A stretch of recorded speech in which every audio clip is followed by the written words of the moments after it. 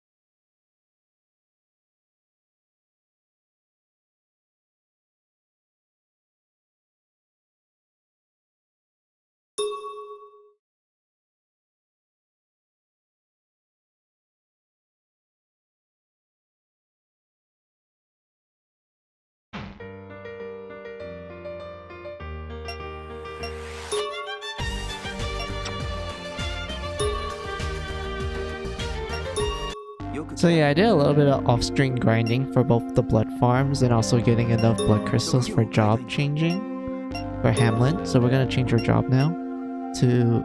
After debating about it, I want to make her into a blood lord because I do want Hamlin to be a little bit more tanky.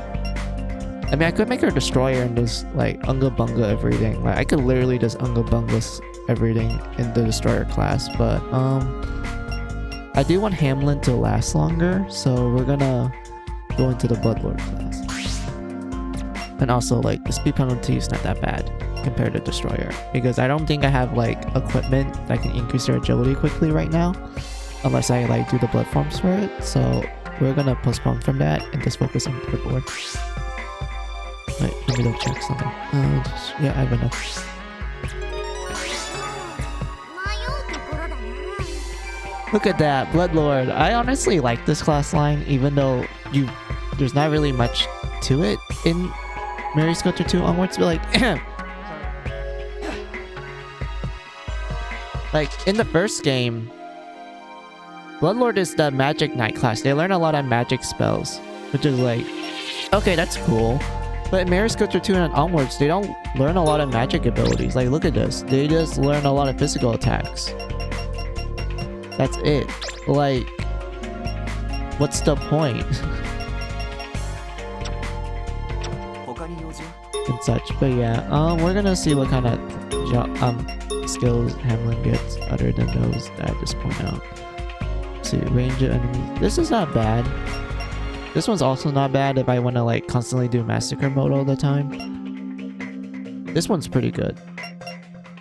So yeah,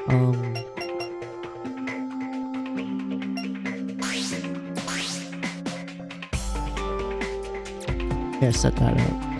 I'm not gonna upgrade it yet. I'm gonna probably save up until I can fully upgrade it. But for now, yeah, we're gonna keep it like this.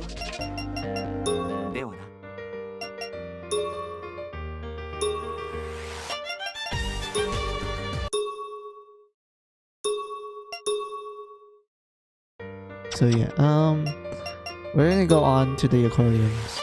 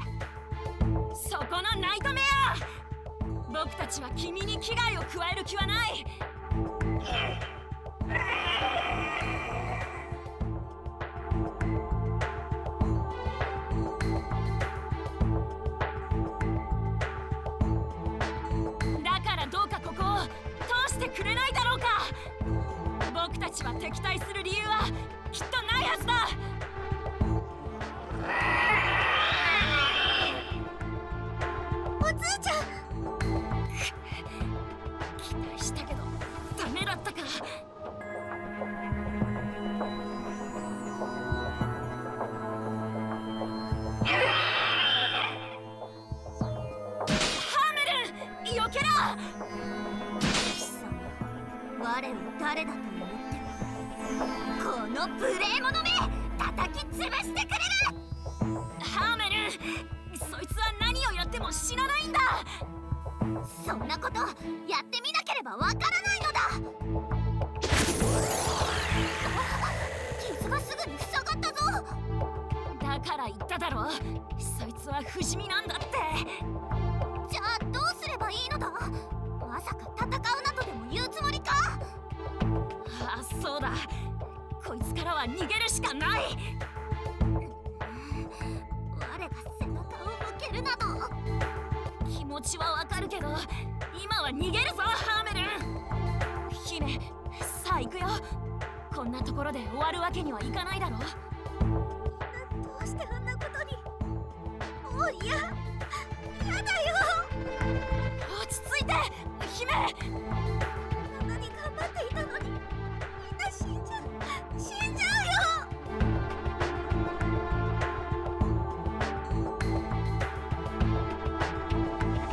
おいオツ、逃げるのではなかったのか。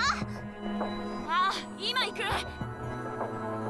ほら姫、立って。ここで死んだらそれこそ全員無駄死にだ。そうだよね。ごめんねおつーちゃん。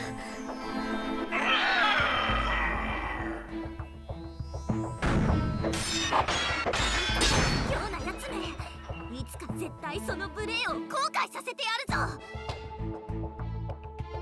ハーメルン、今だ。こっちに来い。まったく遅いぞオツ。 Why do you think reasoning with a nightmare was a good idea? It's like reasoning with blowing you can't win. Oh, hey Stella! How are you? I mean, to be fair, they have Jack, who can like, you know, communicate with Osu and whatnot, so they are like, oh, we can probably talk with one, since Jack is like an example of like a nightmare that didn't really, you know, attack them on sight. It's like, oh, okay, he's friendly. Even though, like, you know, for Jack's case, he was human to begin. Well, he was a blood cube that got turned into a nightmare. And Jack is a good boy regardless. So they're like, okay, maybe the other nightmares are open to negotiation if we had Jack. But it turns out that the nightmares are quite hostile.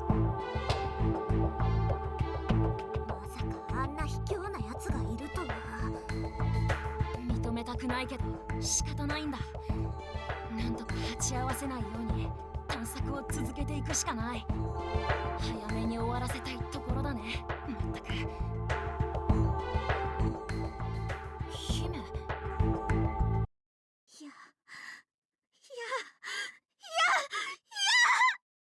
姫、しっかりするんだ。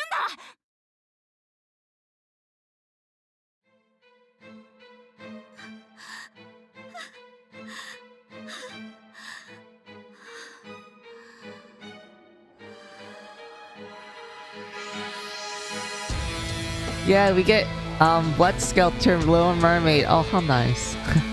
She really is a Little Mermaid. I do like how they just made her tail just her spear. Like, it's literally just her spear.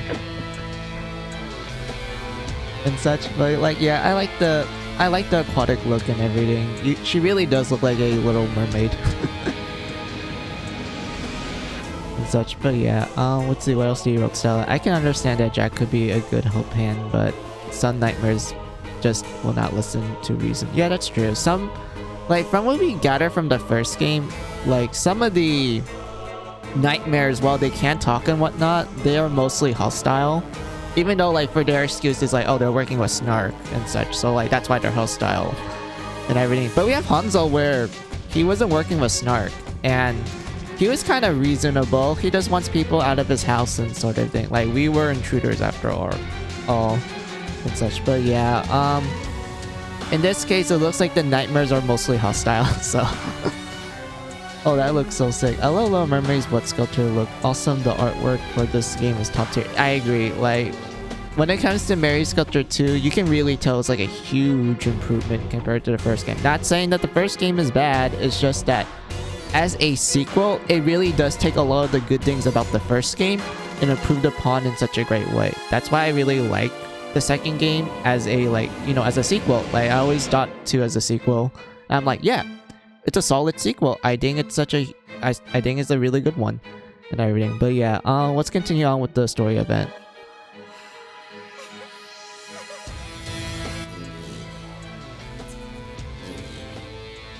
これはジェノサイド化じゃない。アリスの時と同じ未知の変化。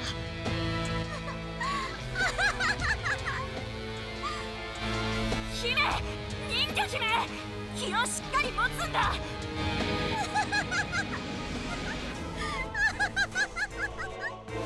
僕がついてるから大丈夫だから。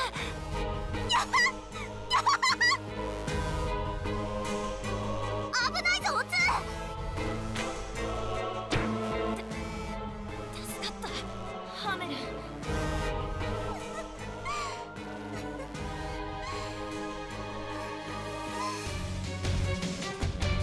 くわからないが人魚姫はまともではないようだな。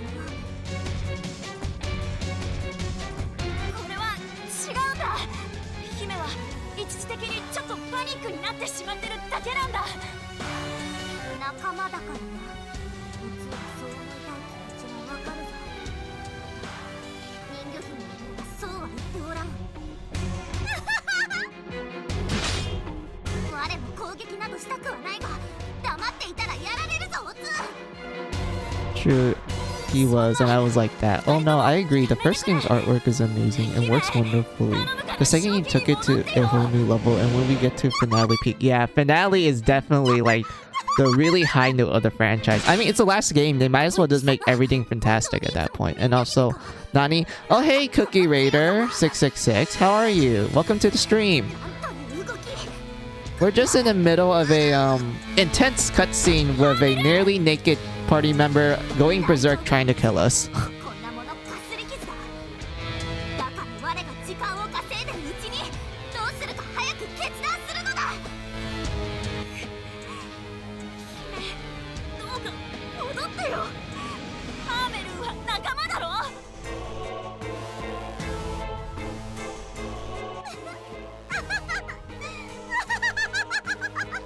'So the usual, yeah. Yep, the usual. The usual activity in Mary Skelter. Your party member being almost naked and they're about to kill everyone.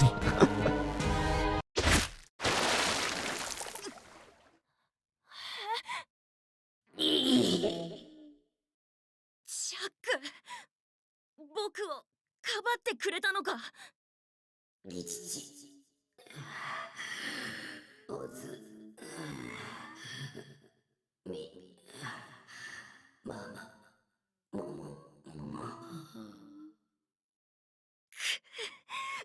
痛みの感覚が。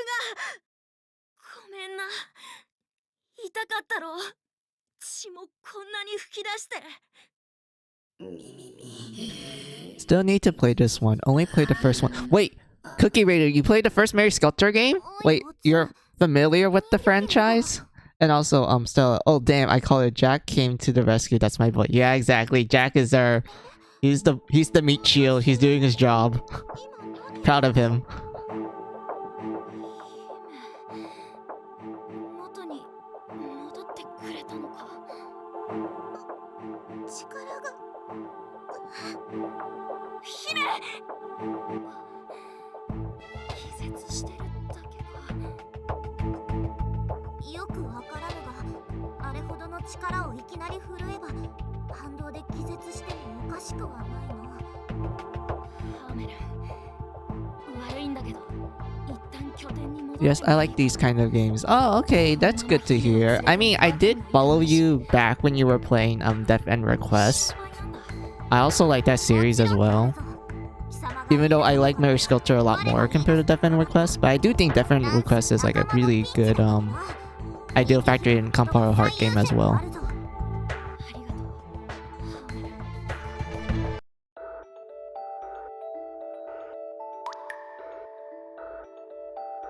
But yeah, after that intense cutscene, I'm gonna go back to home base now, but I'm gonna fill in these squares first.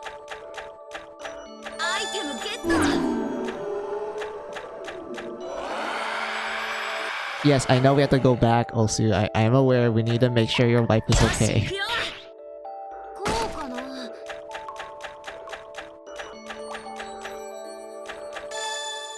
Wait a minute. I could technically just use the short. Yeah, I could just use that. Or I can just use the teleport. Let's just use the teleport.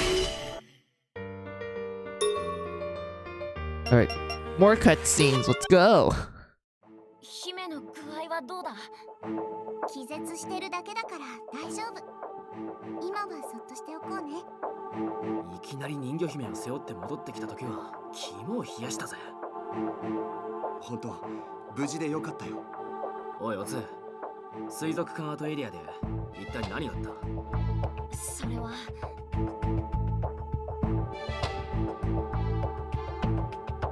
てことなんだ。そっか、そんなことが。見るのはこれで2度目だけど、やっぱり僕の知らない変化だった。いや、そんなことどうでもいい。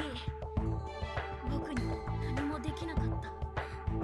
姫がおかしくなっていくのをただ見ていることしかできなかったんだ。落ち着け、お前のせいじゃない。その現象に該当するだろう記述。 I need to see that game only reason. 本当かいつき。 Wait, I need to see that game only reason why 博士の資料に I wanted to see it. あった。 See it was because I thought the main girl was Alice or Alice's future daughter. At least had one nice I can at least for me. I mean, I don't. It would be interesting if there was like if Mary Sculptor 2 was like, you know, a huge time skip type of sequel, you know, like takes place a few decades later and such. That would be interesting.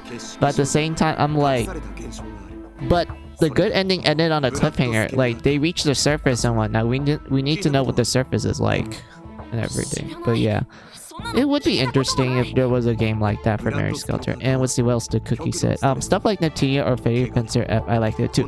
Yo, I like Neptunia and Fairy Fencer F as well.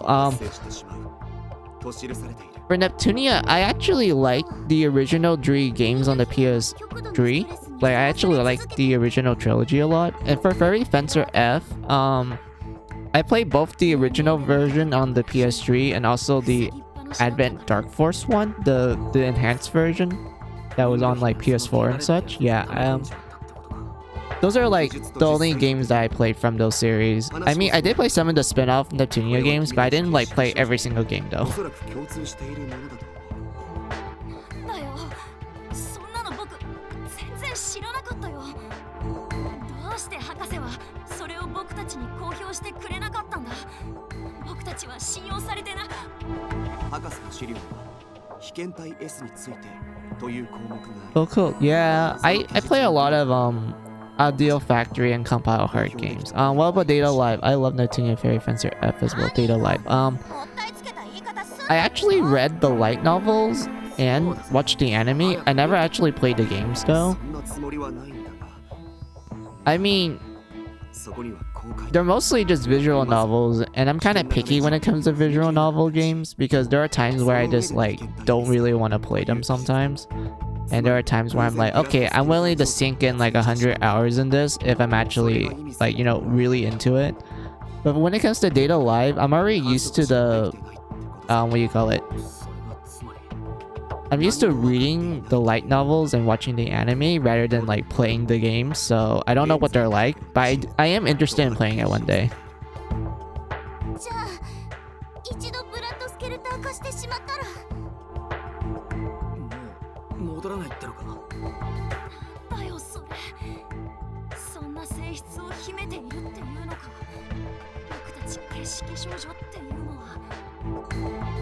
もしかして我もなのか。それはちょっと困る。待ってくれ。姫は今落ち着いて Really? All the light novels? Sweet. Hope to see that one someday. I mean, I don't actually own the light novels. I just read it online. Let's be real. That's like the only way I can get access to most of the stuff. 潜伏してるだけかもしれない。はっきりと言えなくて and such. I don't think I'm gonna do a reading stream for those two because they can be quite long, and you can tell by now I'm not a good talker, and I probably get really tired and winded after reading like, I don't know, 10 pages of it. So I don't know. I don't know if I can do a reading stream like that. 仮に潜伏していたらってことか。 If it's playing the game, then I'm just gonna let the voice acting do all the work.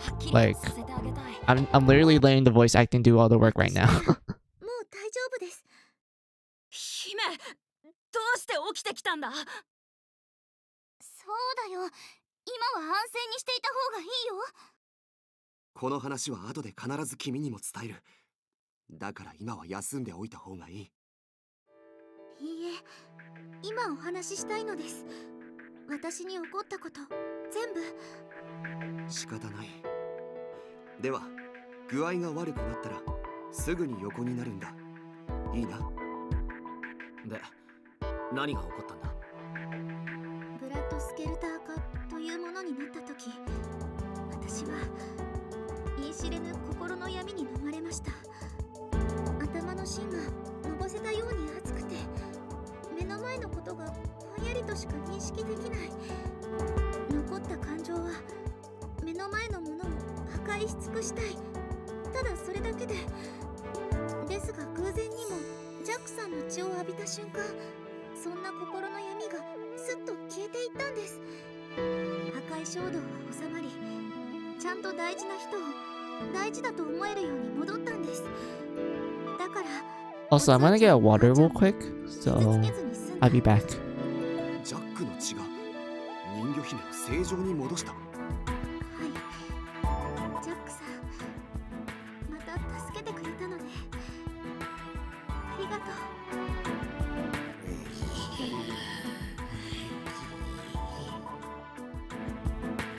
ジャックの血か。つまりはナイトメアの血ってこと？よし、ジャックの血を採取してみよう。オツ、採血しても大丈夫だな。あ、うん、大丈夫みたい。じゃあジャック、ちょっと血をもらうぞ。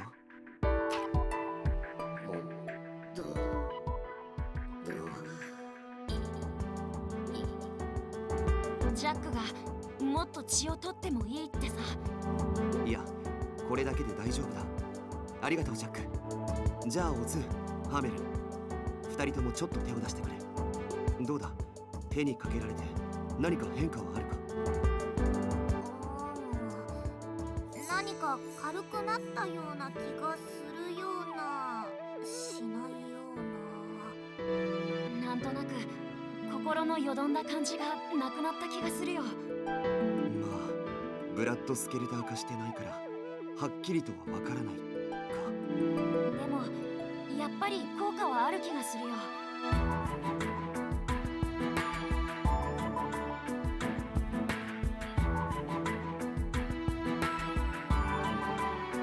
今は機材がないからジャックの血液成分を分析することができない。だが人魚姫やオツーの話を総合すると。See, I need to read them myself, and please, I do hear the games for data log. I'm very amazing. I wish we had a Mary Skelter game where Jack and Alice had a daughter and she'd be the next MC. And see if falling in love with our own Jack someday when she gets older. That would be interesting. Kind of like a what do you call it? Like an like an epilogue type of material, like maybe a light novel or like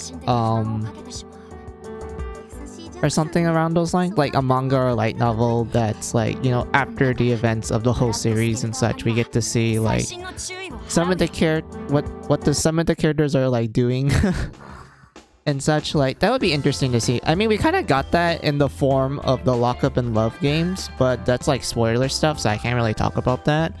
But yeah, that would be interesting to see.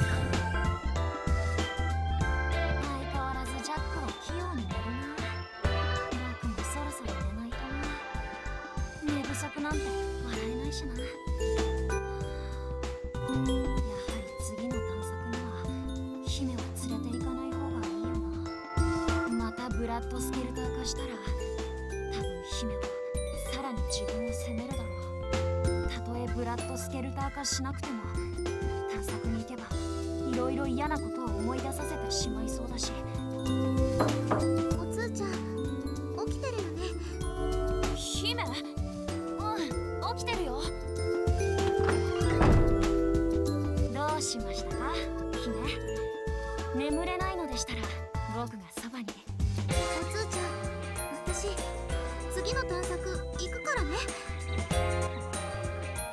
大丈夫なのかい。まだ体調戻ってないなら無理しなくても。おつーちゃんが私を行かせたくないのはわかるよ。僕は姫を次の探索には行かせたくない。もう姫が傷つくのは見たくないんだ。だからどうか残ってくれないか。おつーちゃんのその気持ちとっても嬉しいよ。でもね、私とおつーちゃんが初めて出会ったあの時、夫婦になりたいって言ってくれたのはおつーちゃんだよね。それはそうだけど、どうして今その話を。夫婦というものはいついかなる時でも一緒にいなければいけないの。だからたとえどんな困難にぶつかろうとも一緒に乗り越えなければいけないの。それが夫婦なんだよ。それはそうだけど。おつーちゃんのプロポーズが本気だったってそう思ってるのは私だけじゃないよね。もちろん本気さ。じゃあ私も探索に行く。一緒にこの困難を乗り越でもえよう。もう決めたの。おつーちゃんは私にとって大事な人だから、私は一緒に行くよ。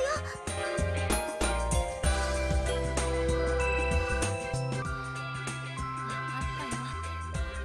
夫婦の誓いが本物だと証明する。姫、一緒に探索に行こう。本当にありがとう、おつーちゃん。姫、そんなにはしゃいだらジャックが起きちゃうよ。ごめんなさい、嬉しくて。寝ているジャックさんを起こしちゃ悪いよね。じゃあおつーちゃん、また明日ね。おやすみなさい。おやすみ、姫。姫に少し笑顔が戻ったな。ならこれでよかったのかも。でも夫婦になろうって話、後で黎明では景色リビドーのせいだって言われたけど、そんな景色少女の個々の衝動が僕に夫婦になろうって言わせただなんてあるわけないじゃないか。だって僕は相手が姫だったから言ったんだし、姫だってそう思ってくれてる。そう、これは決して景色リビドーなんてものじゃないんだ。だからこそあんな風に姫に言われると弱いよな。そうだよな。僕と姫は夫婦を誓い合ったんだよな。にしても今思うと、なんでいきなり僕はあんな大胆なことを言えたんだろう。思い出すほどなんていうか恥ずかしい。よし、みんな準備はいいな。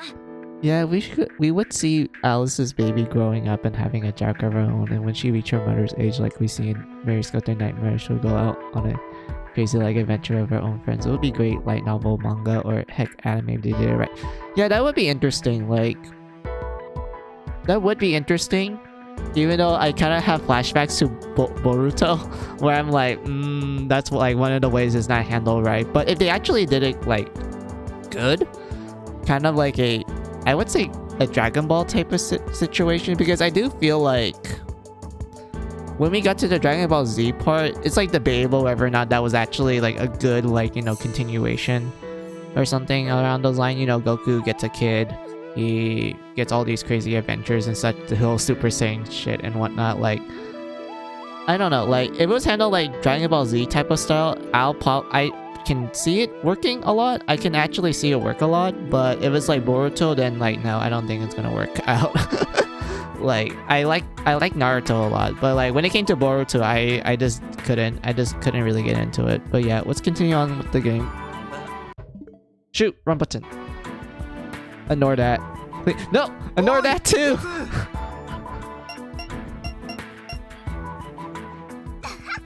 我は待ちくたびれたぞ。大丈夫。準備はできてるよ。姫。 She seemed so happy last night, but I guess the pressure is still hard on her. No matter what, we'll get through together. おい、おつ。どうしたいつき？慌てて追いかけてきて。僕たち忘れ物はないぞ。いや、博士の新しい資料を見つけたから出る前に見せておきたいと思って。博士の新しい資料？ああ、資料によると各ダンジョンの独房エリアにはどうやらコアと呼ばれるものがあるらしい。で、そのコアを破壊するとなんとナイトメアの不死性を消せるとそう記載されているんだ。本当か？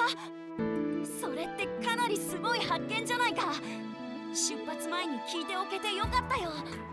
ああ、これを知ると知らないとじゃ生死を分けるからな。だから持ってきた。間に合ってよかったよ。あの無礼者に我の鉄槌をついに食らわせてやれるのだな。いつきよ、褒めて使わそう。ああ、ありがとう。ナイトメアを倒す手段がある。一気に希望が湧いてきたな、みんな。や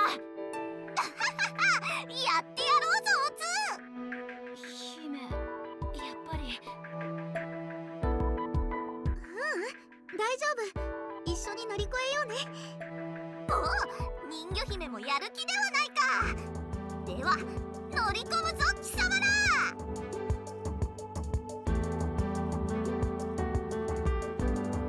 よし、今度こそ出発だ、みんな。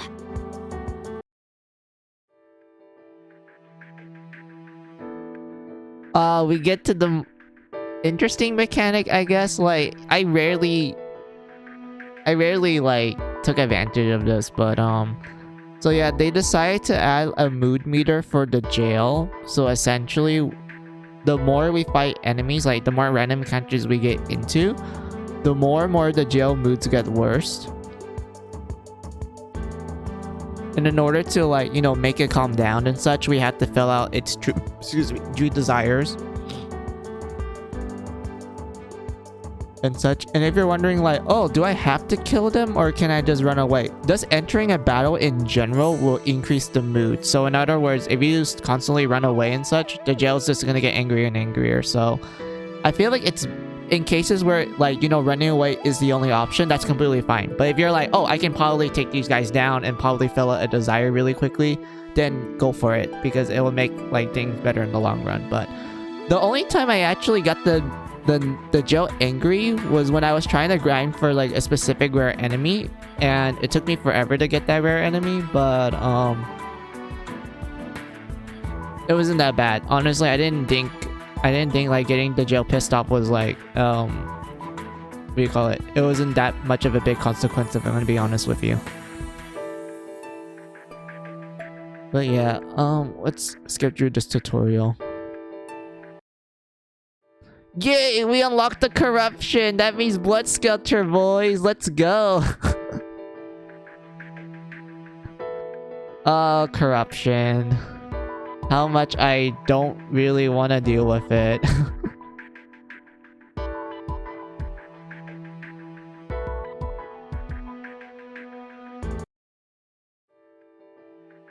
Yep, Jack can now finally do Purge or Life Purge. And I really like how purging was handled in 2, because I feel like the changes that they make from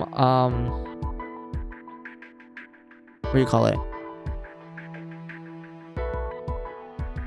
The first game's like purging mechanics and such. I feel like in Mary Skelter 2, it's a lot more easier, if you ask me. I know some people may argue that, well, corruption actually, you know, increases passively now. Like, it's no longer well, corruption still builds up if someone gets hit or they die or they see someone die and such, but they now added a fourth thing in it, which is essentially like it will build up over time. It's a passive like build up corruption type of thing, which I do feel like makes corruption a lot more difficult into, but purging is a lot more easier because like I'm gonna show you why. Oh yeah, embrace.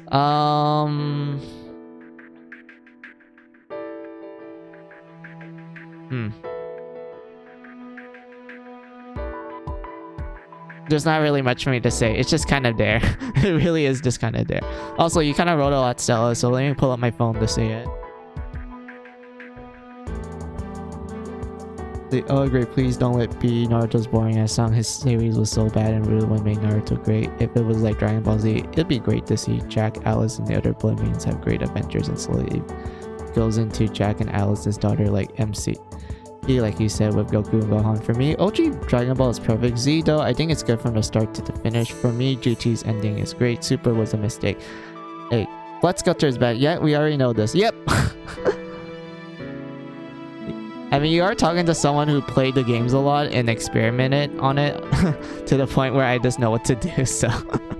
Yeah, I already talked about great detail about Blood Scatter and such, so I don't really think I need to like talk more about it. But for the whole like Dragon Ball like GT thing, okay, I'm gonna tell you this. I have a soft spot for GT. I think it has an interesting like idea and premise. Like I do like how they essentially made the Dragon Balls essentially the ultimate enemy in the end. Like it makes sense. The Dragon Balls has always been with the series since the very beginning. So it makes sense that it starts with the Dragon Balls and it ends with the Dragon Balls. But I just feel like they didn't handle it that well to the point where I feel like that's where GT kind of suffered from. Also, like, I'm not going to talk about the English opening. Like, that English opening was kind of like, I don't want to talk about it. I really don't want to talk about it. And such. For Super, I just thought it was okay. Like, it was just meh. Like, it was just meh tier, if you ask me. Like, it was just meh.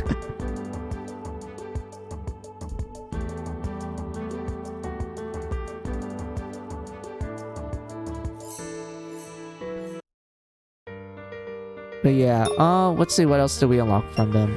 That's it? Yeah, looks like that's everything. Wait.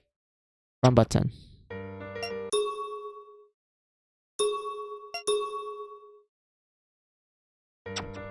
Alright, we're gonna go back to the Aqua Ruins.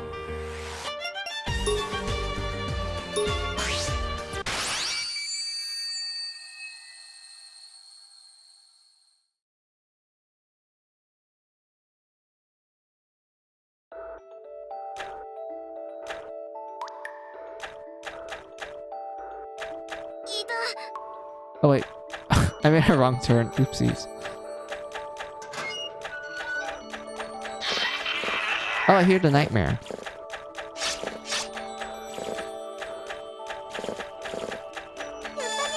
I'm so tempted to fight it.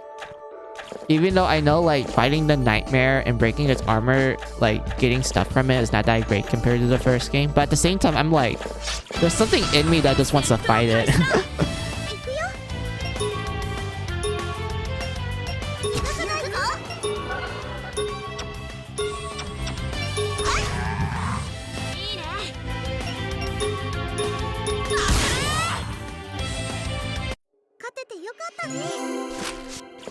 Should I? Nah, I'm not gonna do it. I don't want to waste you guys' time. Let's continue on.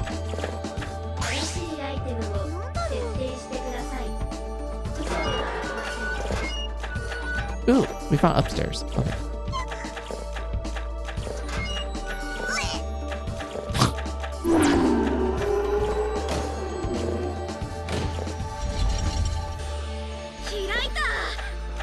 Alright, we unlocked the shortcut.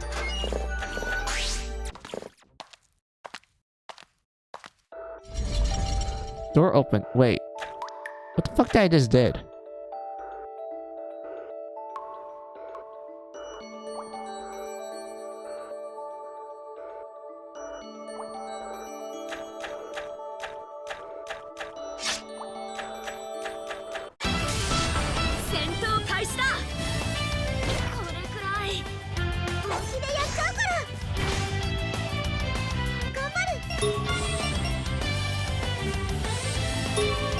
Yay, we got ourselves a level 3 crit node. I love seeing like the crit node go all the way to the max level. It's so like, I don't know why, I just feel so satisfied looking at it.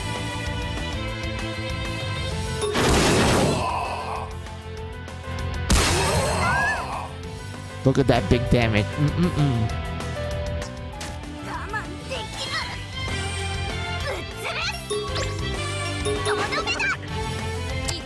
Okay, fuck it. I'm gonna use an item.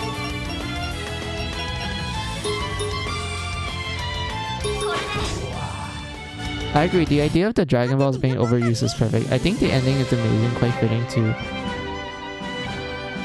All my favorite MC Dragon Ball Goku. I do agree that it could have been better. The Japanese opening is far better than that ugly dub opening. Super is meh indeed, but trust me, it gets so worse and it ruins Goku character for me and same for others. It's bad. I see.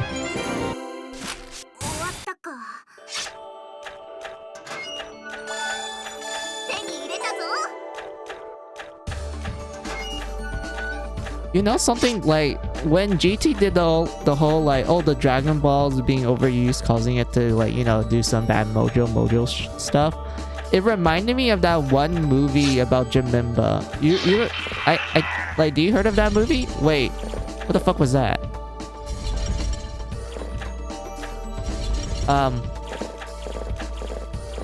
Is the game just fucking with? Is the game fucking with me? What? But yeah, it reminded me of the whole like Jaminba movie. Like the whole like, oh, like they have to like clear out the bad juju every year, but something happened to the machine that caused the machine to break, and like all the bad juju make Jaminba and such. Like that plotline in GT like reminded me of that movie, and I think that's why I kind of like GT, because I actually like that movie a lot, even though there was like a lot of filler in it. But I really do like the whole like Gogeta fusion dance thing, and like the whole battle of Jaminba and such. Oh, do you mean Dragon Ball Z movie 12? Yeah, I've seen that a lot. Yeah, I think that's the one I'm talking about.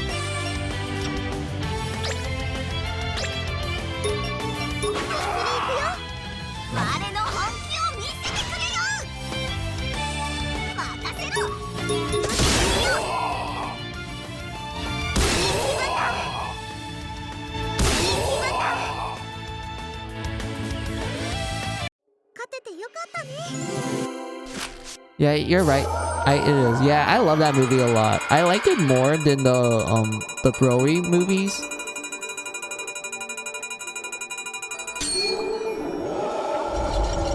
Okay, this game is fucking with me because I don't know why the door keeps opening and not opening.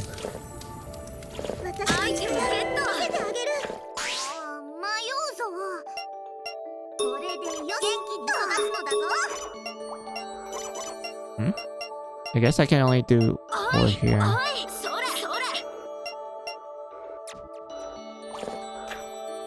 Oh well.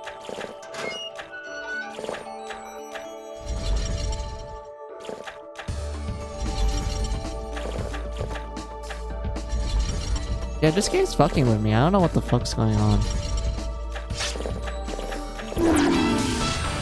Same, I love it far more than any Brody movie, even Super Brody. I mean, yeah. I feel like Brody's an interesting character. It's just that the movies don't really like expanded on him a lot, to the point where it's like, wait, what was this guy's motivation again? Ooh, Kagame, hell yeah.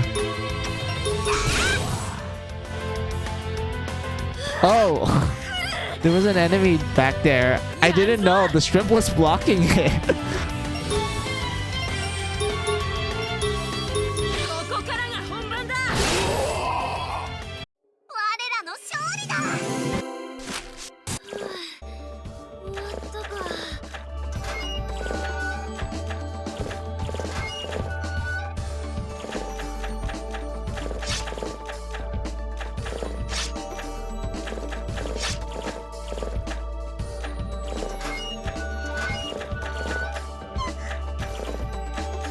They waste him in Super a lot. Almost pointless adding him back in again low.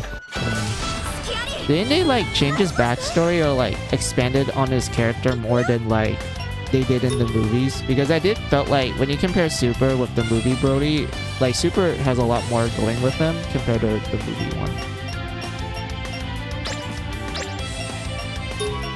Okay, there's two of them. And this can't... Oh, it can reach. For a second, I thought like the range wasn't good enough to reach both of them.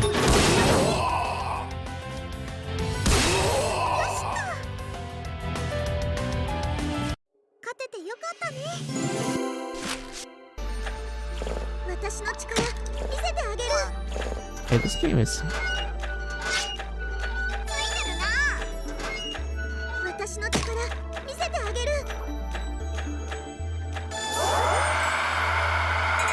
Let's see, let's try... Nope, the game had a delay. Oh well.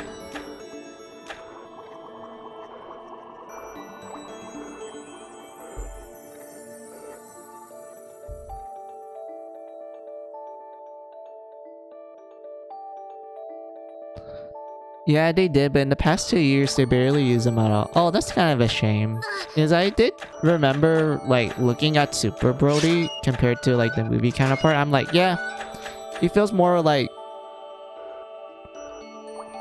a character type of scenario, but it's kind of a shame that they didn't use him that often. I don't know.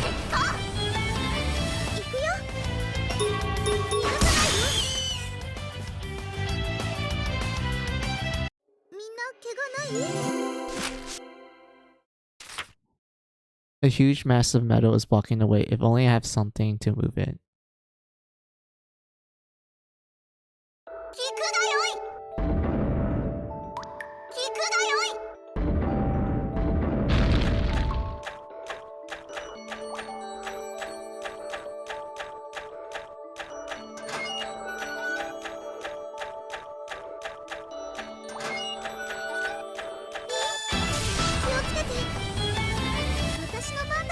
Let's see. Okay, on a side note, I do like the jellyfish enemies. Like, look at this. It's like it's a creepy jellyfish. Like, you can tell it's a jellyfish, but like you can tell there's something wrong with it just by looking at its legs.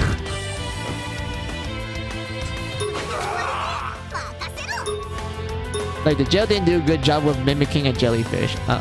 It's mimic.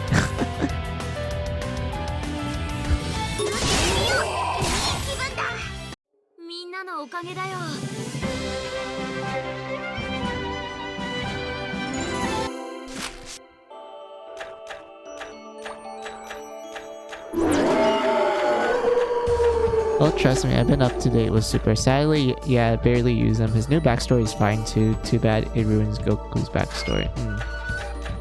I do agree. It's kind of cute. I mean, yeah, kind of. But then you look at the legs, and then you're like, oh, that's kind of creepy. I feel uncomfortable looking at it now.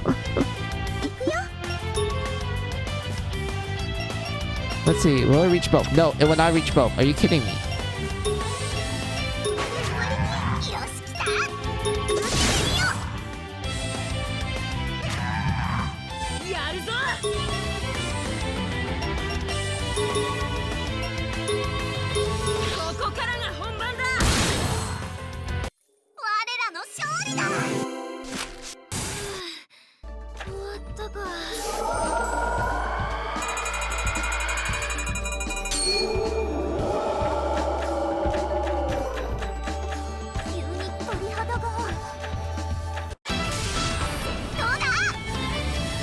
Oh yeah, hold on.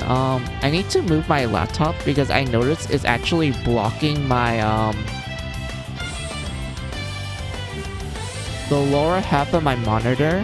So I literally can't see the character's like blood meter, let alone the HP bar.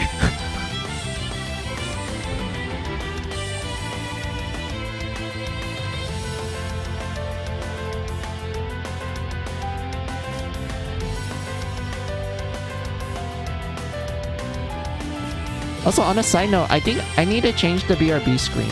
Hold on.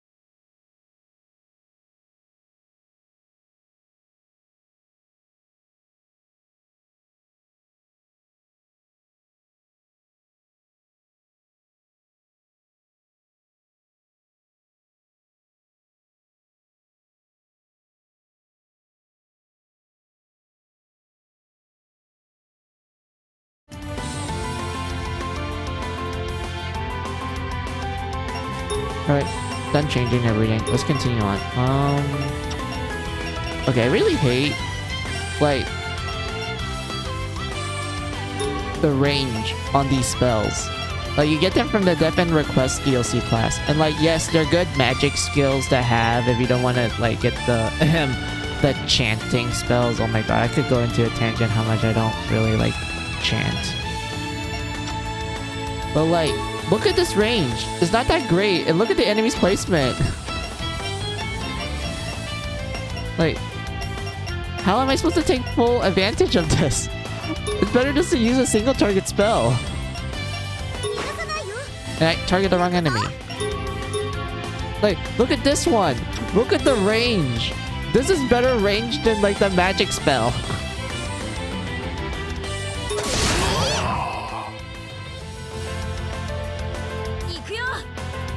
Also, Jack, I need the purge.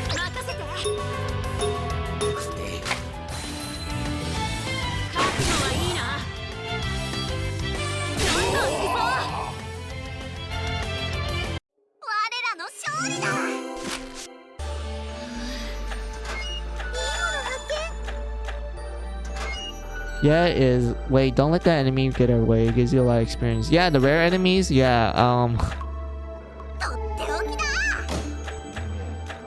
I find it weird that in the first game, you know, they're rare. Like, you rarely see them. Like, it's really hard to actually find them unless you're, like, really lucky and such. But in Mary Sculptor 2, they appear so often. Like, I was like, when I was doing off-screen grinding,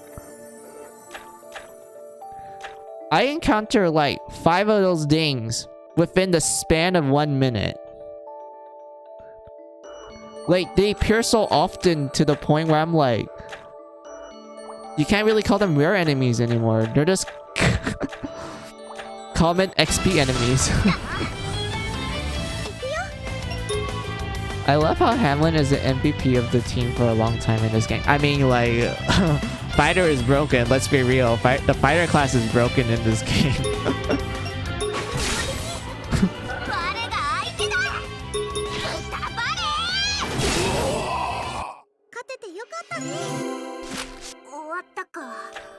I agree. It was crazy. Like, what? They're no longer rare or very... Yeah, exactly. Oh my god. Like, I know what they're trying to do, because I do feel like leveling up into is a lot more difficult, because I do feel like enemies don't really drop a lot of experience like before. I think it kind of makes sense because, you know, they limit your team layout, since you start the game with like 2 people, well, technically 3 people, and then you go to 2, and now we back to 3. So it'd be kind of weird if they're like, oh, let's make these enemies drop like a fuck ton of experience when you only have like 3 people and such. Don't get me started once you get like a full party. That's where I feel like that's when they actually take into account of like, okay, we actually do need to give the player enough experience for everyone to like level up and such. But for now, like, the amount of experience you get from the encounters are just like questionable at best. And then they made the rare enemies common so that it'd be easier to level up, I guess. I think that's the reasoning for it. Either way, it's really weird. It's really weird to see it.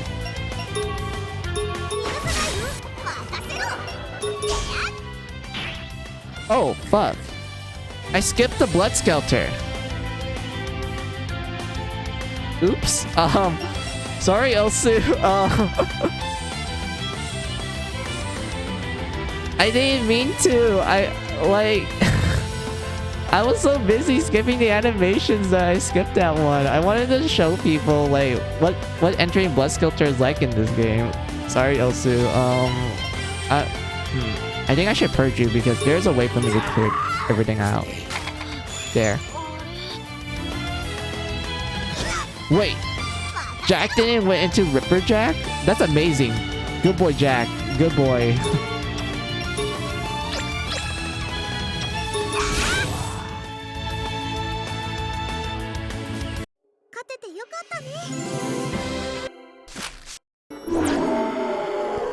But yeah, since Jack is not fully sane, let's ram into some balls to calm him down. All better. Wait. Should I pay attention? I should have paid attention. Oh no. Oh no, worries one look at Little Mermaid and Osu would be scared out of Blood Sculptor. Yeah. I agree. Let's see. I don't feel like I waste a lot of SP in this dungeon actually. That's actually good.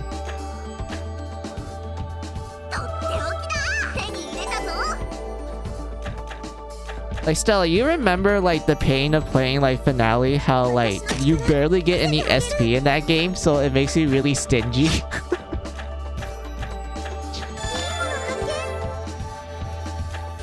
And you're like, oh my god, I'm spending like a fortune on SP items and everything. Oh, the nightmare's here.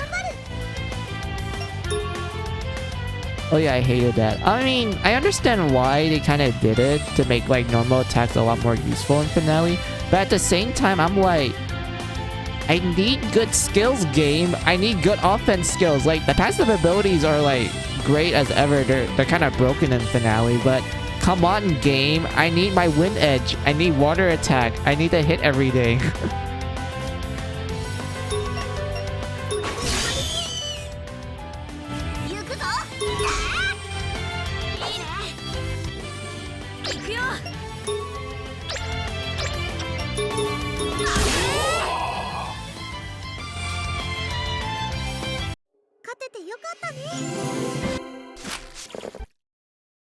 Okay, the nightmare's here, so let's smack its armor.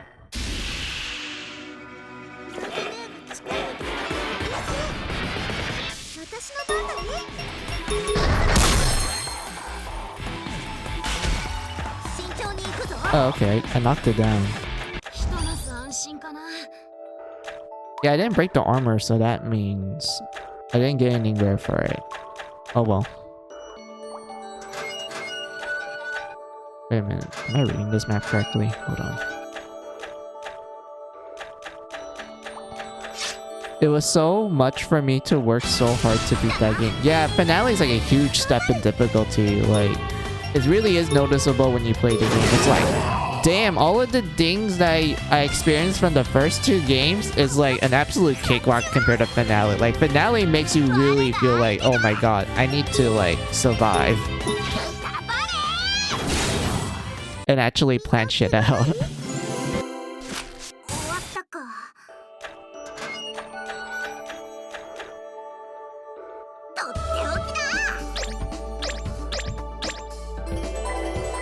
Oh, these are not bad.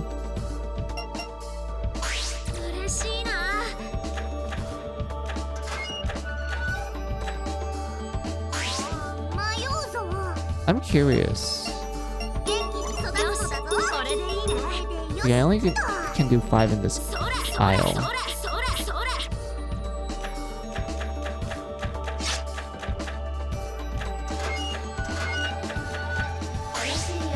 Oh look, it's crabs!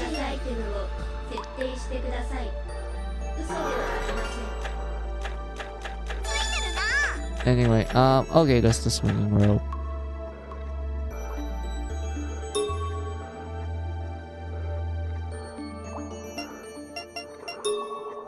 I hate the fact that the game's like, oh hey, we're gonna remove this character for a little bit, and it's gonna fuck up with your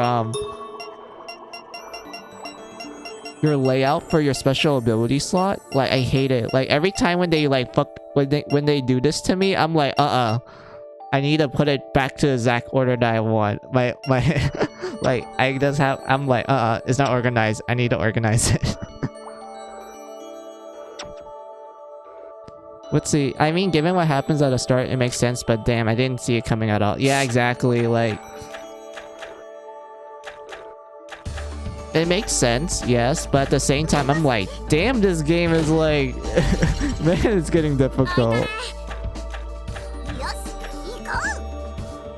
Oh fuck, I didn't grab it on time.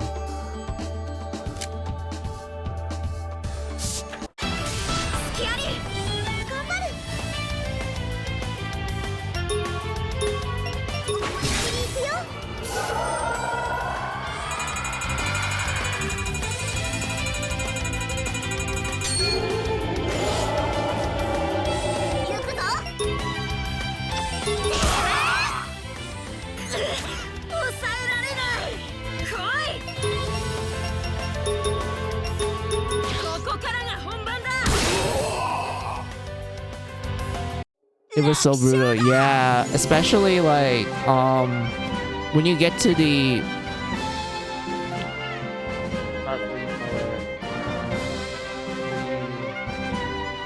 actual like first dungeon of finale, like after you finish the 3 tutorial dungeons in the first chapter, like when you get to chapter 2, that's where I feel like, damn, this game is hard. I feel like after chapter 2 and you get to chapter 3 and onwards, I feel like things do get easier, if you ask me. Okay, save for that one boss in chapter 4, aka the salvation dungeon. I don't want to think about that one anymore.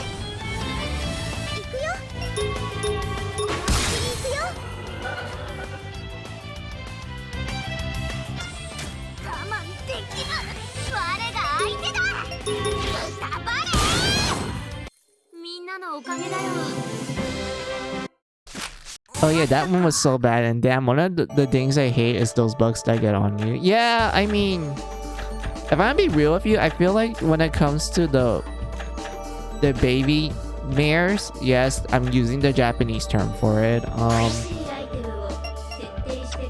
I don't think they're that bad. Like, they're annoying. Like, that's the whole point of them. They're just there to be annoying. I don't think it's like, oh my god, they just ruined like my game and such. Like, they just made me have a game over. It's more like a, oh, pesky bee. And then you just, you know, smack it and whatnot.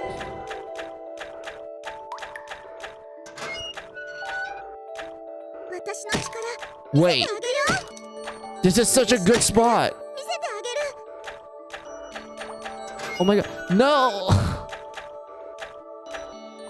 They fucked it up. They fucked it up.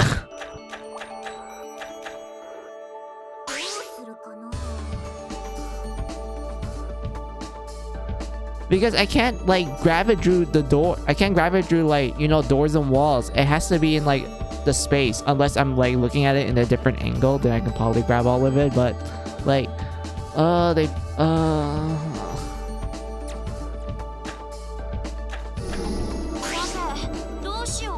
yeah,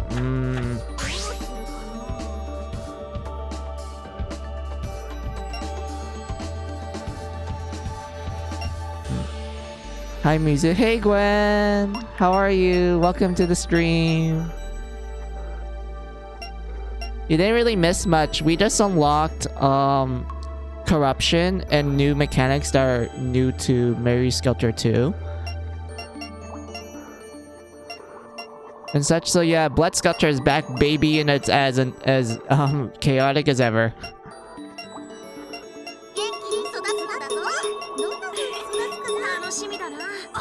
Like, they are annoying, but I never thought that mainly because I care/love the characters too much to give up. Yeah, I do feel like the mechanics that Finale introduced, I don't think they were that bad. They were just annoying at most. It didn't really like ruin anything. Oh fuck.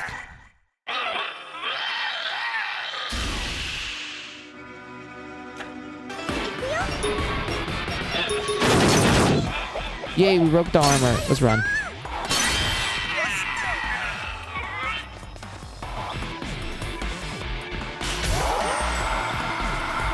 Are you kidding me? Hold on. This one. I don't need 10 gold.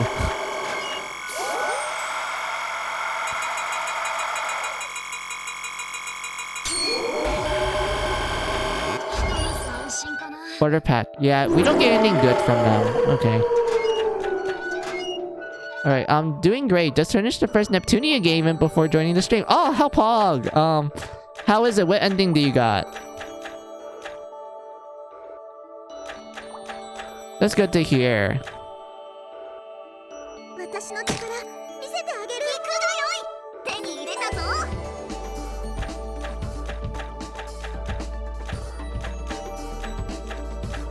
Got a normal one. Too lazy to go for the true end. Oh, okay. That's understandable.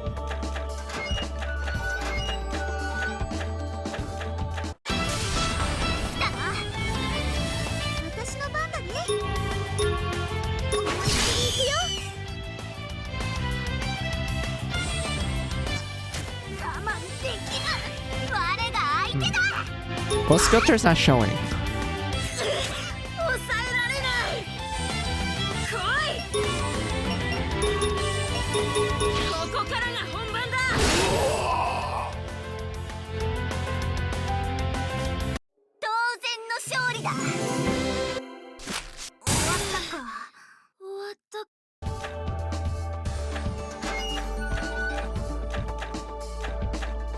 Wait, hold on. Am I reading this map correct? Yeah, I'm reading it correctly.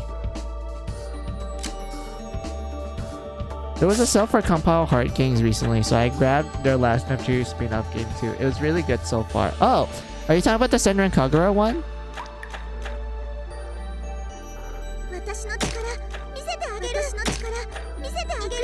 Or was there like another spin-off that I'm not aware of? Sister versus Sisters. Oh, I heard good things about that.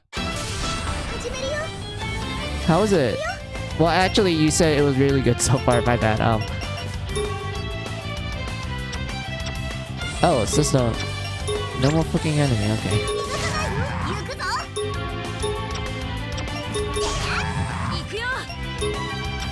Yeah, just smack it. Not gonna waste any time.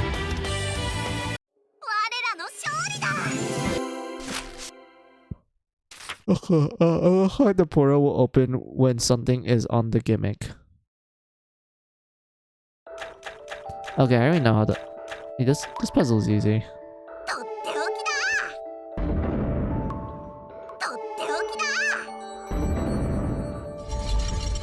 There we go. I'm assuming the reason why this part was like glitching, well, earlier, it was like showing the door opening and closing, is because I'm assuming the nightmare was on the switch and it kept moving back and forth between the switch, which caused it to, like, you know, open and not open and such. Like, actually, I don't know what to say at this point. Actually, okay, it dodged it. Okay, we're gonna use an item.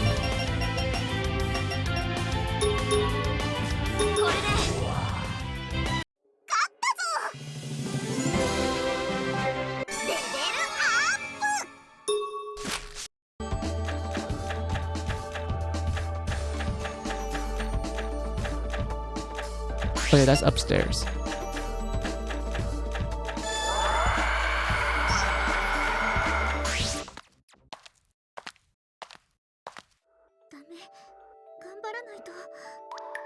Let's see. They also collab with Toho and Higurashi devs in that one. Ooh, that's really cool. おい人魚姫、どうしたの？はーちゃん。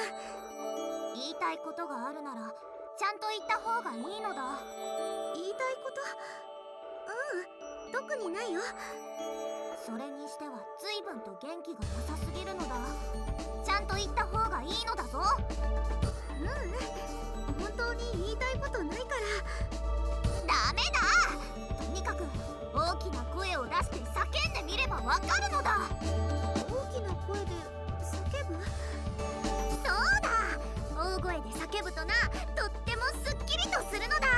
言葉は何だっていいのだ。そして一人が恥ずかしいと言うなら我が特別に一緒にやってやるぞ。でもとにかく何でもいいのだ。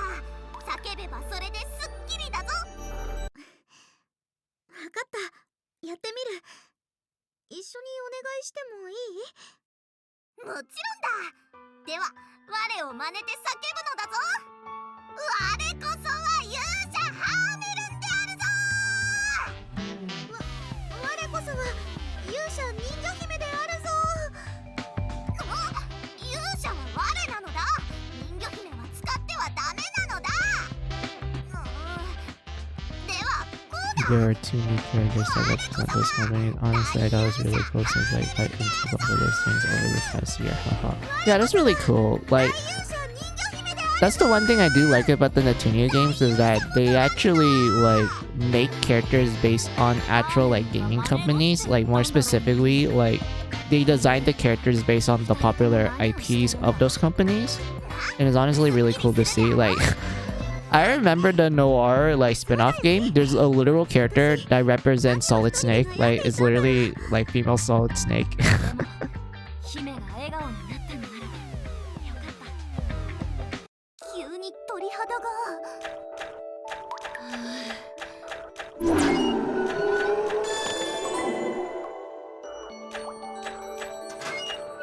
とっておきだ。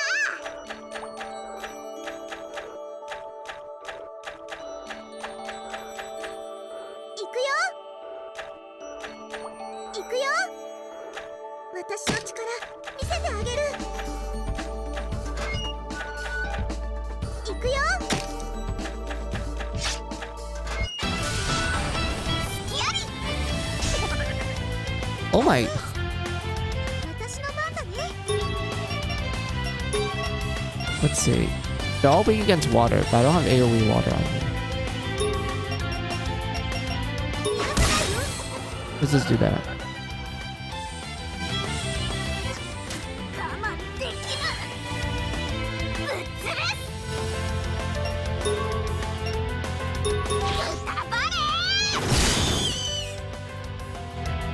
任せて。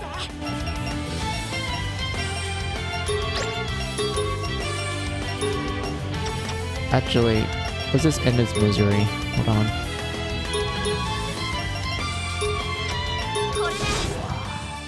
I should probably play the Metal Gear Solid games eventually, because I only played the first one on the PSP and the fifth one from the main series games. Ah, okay.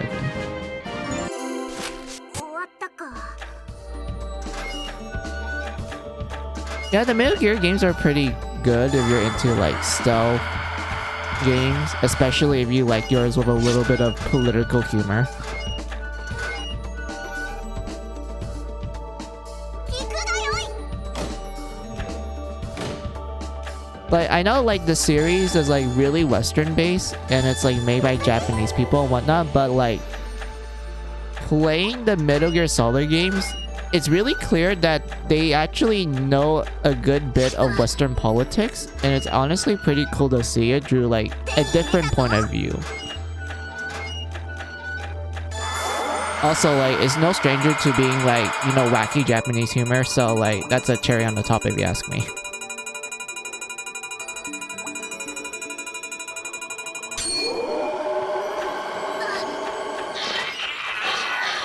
What the fuck? Oh, that's the nightmare. It's regenerating its armor parts. Like, it spawned it right here.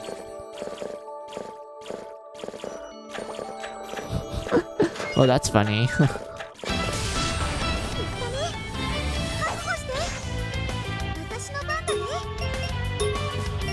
Let's see. They're weak against... I hate this. Why? Why does the setup have to be like this? Are you kidding me?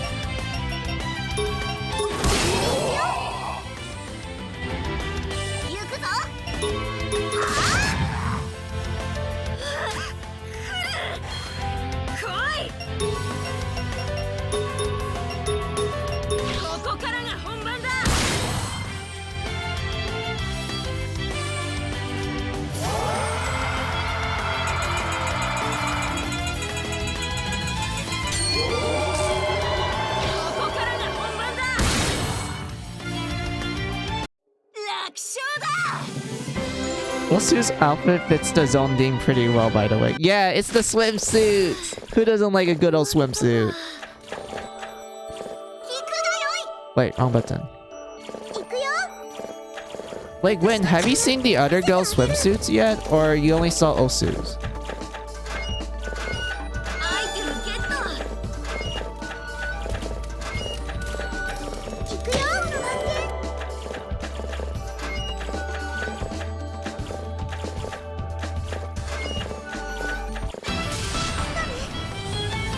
I saw them, yeah. Oh, okay, okay.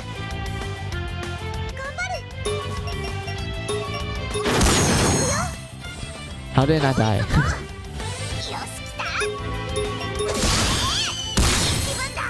There, thank you. When just wait until you see the other girls' swimsuits, because like some of them are like, yo, this looks really nice on her. I like how it looks.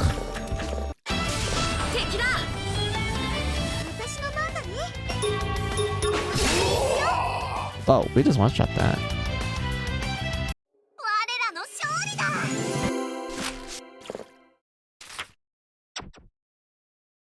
Is there a way I can douse the flames? Whoa! Jeez, I wonder how. It's not like we've been dousing flames throughout this entire time. It's not like I've been doing that, right?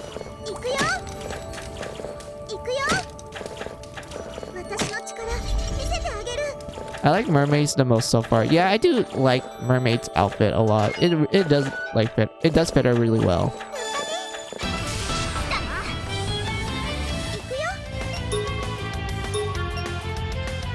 Hold on. Yeah, this is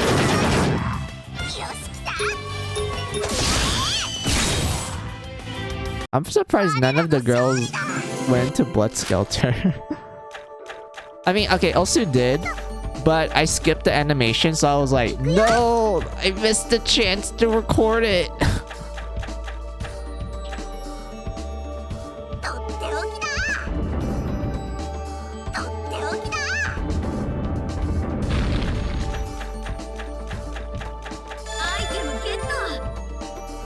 Hey, we got a dolphin key. That means we can open more stuff.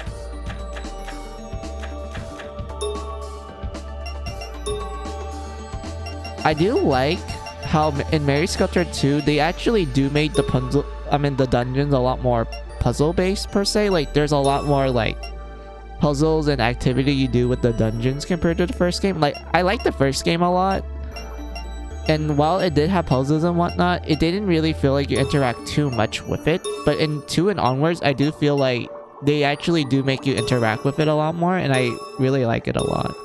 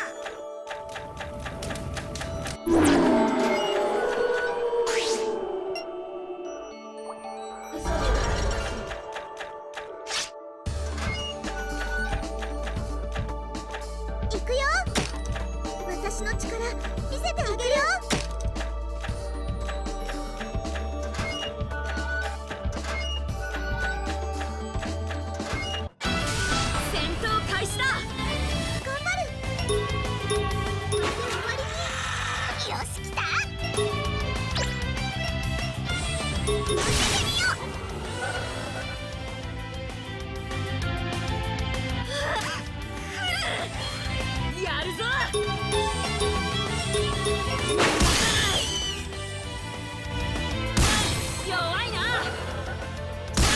弱いな勝ててよかったね。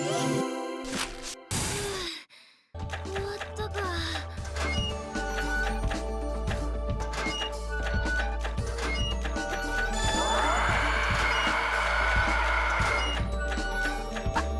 バランス。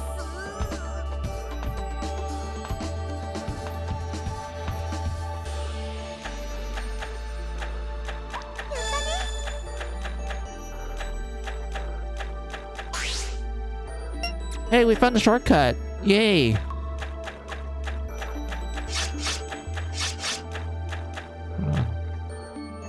Where does this lead? Okay, I think it's a full circle. Yeah, it's a full circle.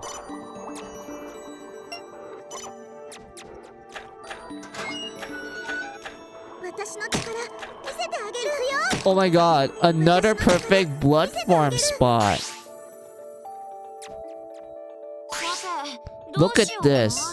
It would have been a bit better if this door wasn't here. Like, if this door wasn't here, then it just, like, this spot would be so great. Wait, I didn't mean to do that. Wait, no!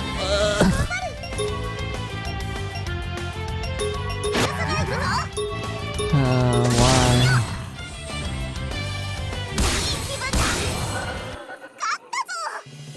I'm such a dumbass. Why did it happen? どうしようかな。これでよしっと。楽しみだな。育つのだぞ。楽しみだな。楽しみだな。おい、それ、おい、それ、それ、それ。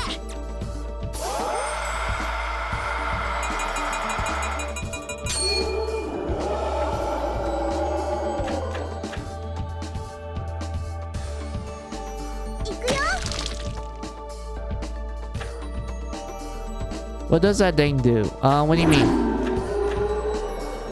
The ball on the wall? The weird sack? Oh, planting those things on the ground. Oh, okay. So these are blood flowers. You plant blood crystals to make them.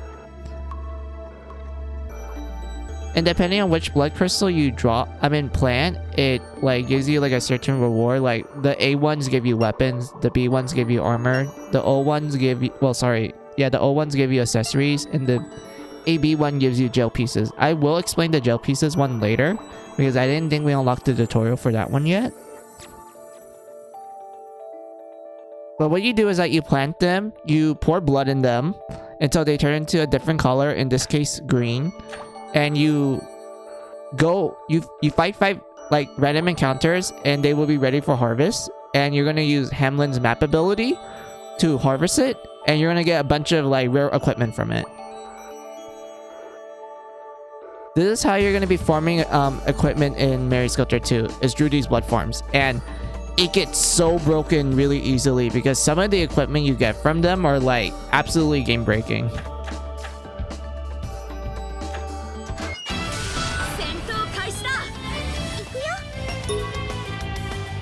Got it. Yeah, essentially, it's a farming sim. It's Harvest Moon, it's Stardew Valley. Like, just farm your blood. Just start farming. Like, do some honest work, and bada bing, bada boom. Hey, you're broken as fuck.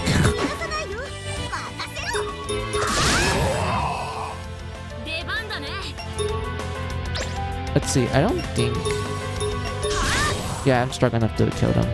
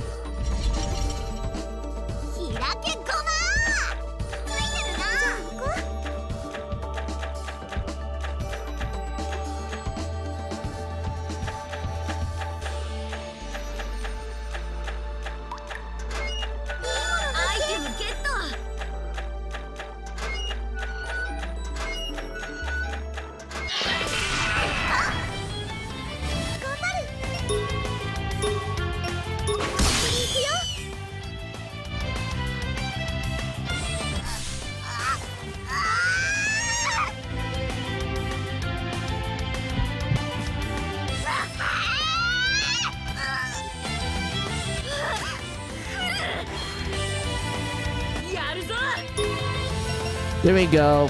That's how entry Blood Sculpture looks in the second game.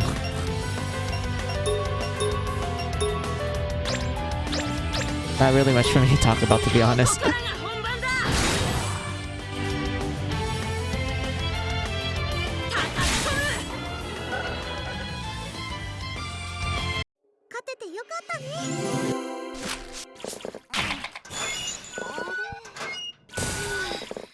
終わったか。 Oh, Jack is not 100% calm anymore. We need to calm him down. Here's some balls, Jack. 動かすぞ。 Alright. Oh, curse ring. Alright.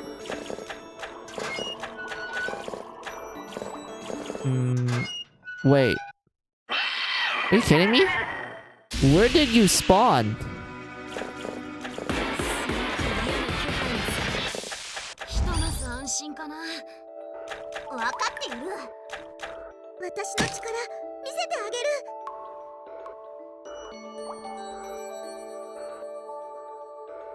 とっておきだ。 I don't know why he likes those balls so much, but good for him, yeah. Good for you, Jack, my boy. Good for you. Actually, yeah. Oh my god.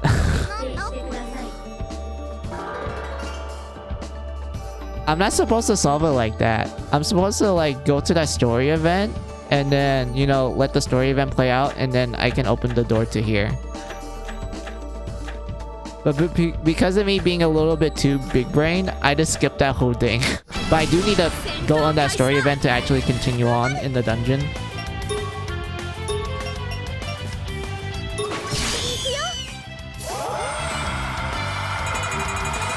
Ooh, they're both good.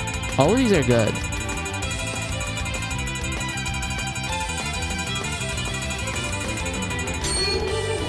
Okay, I didn't need that one. I fucked that up. 覚悟しろ。 Ooh, okay. Jack, purge. 出番だね。覚悟はいいな。勝ったぞ。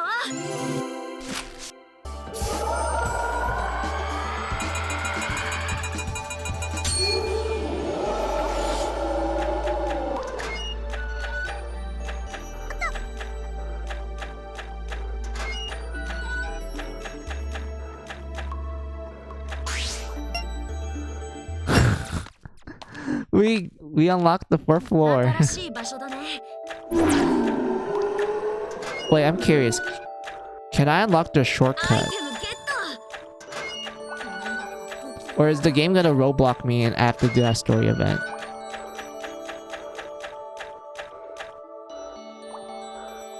私の力見せてあげるよ。 Ooh, this is another good spot. 戦闘開始だ。 But it's on a gimmick. Oh, are you freaking kidding me? I can't reach any of these. I can't reach it. Are you kidding me? Okay, fine. Fine game. Alright. Do that one. よし来た。 Hamlin.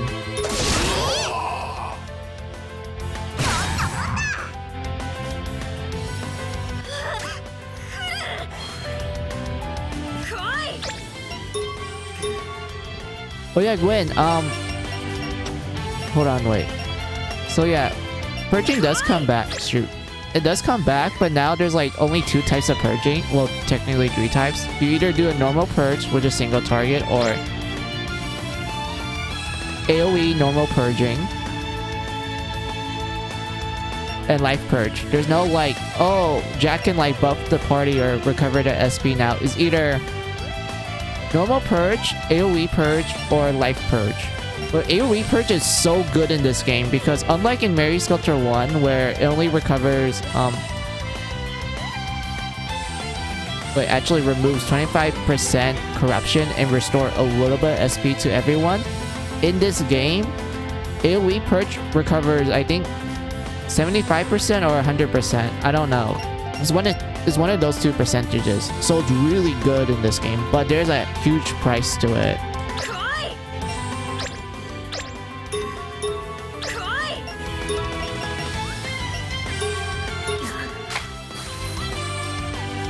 ここからが本番だ。 My boy Jack is even more useful now. Let's go. Yes, he can't. He's no longer the meat shield anymore. He lost that ability. He can only purge, stun enemy for days, or items. 終わったか。行くよ行くよ Yeah, I do have to land on the gimmick. Hold on. Yeah, I have to. Oh my god.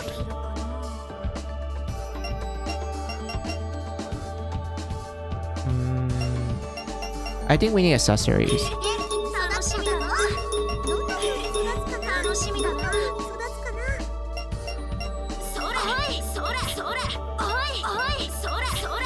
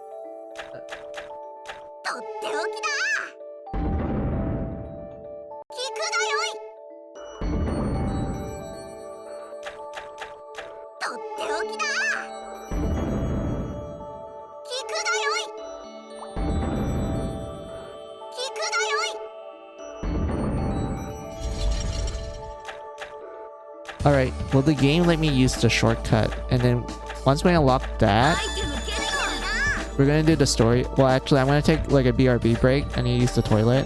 And then we're gonna do that story event.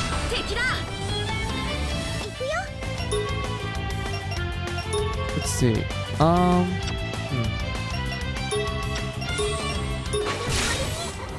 Yeah, kill that one. 我慢できぬ。ぶっ潰す。くたばれ。勝ったぞ。終わったか。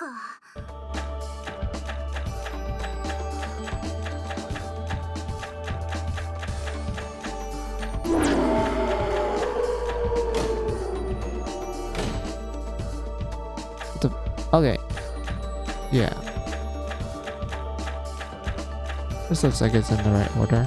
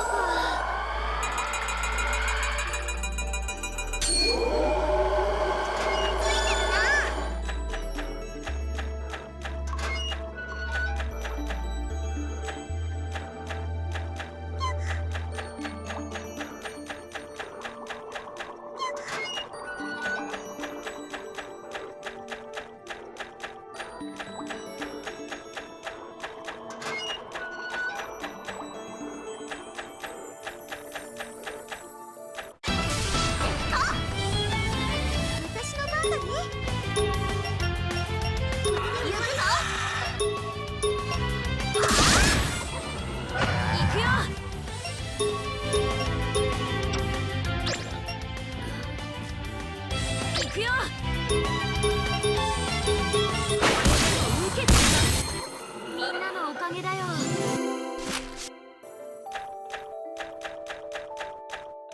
私の力見せてあげる。アイテムゲッ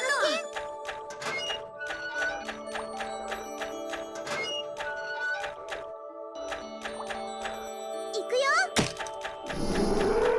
あ、ラッキー。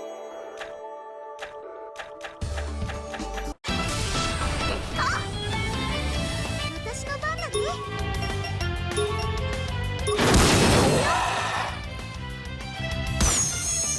我が相手だ。どの目だ。当然の勝利だ。終わったか。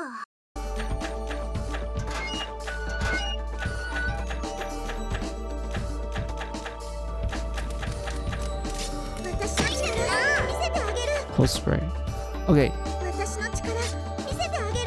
I do know that that's gonna lead to a certain event.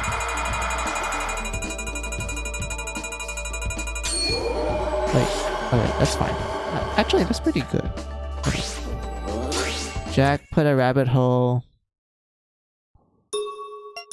Save.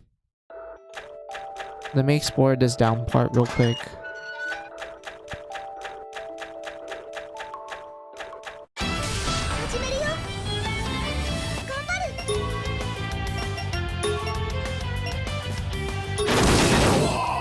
任せろ。いい気分だ。やるぞ。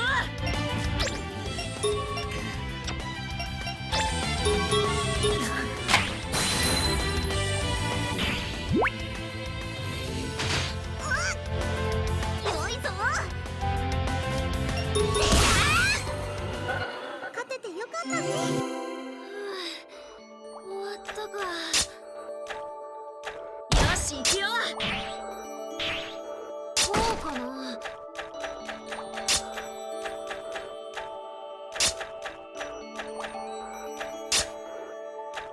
どれだろう。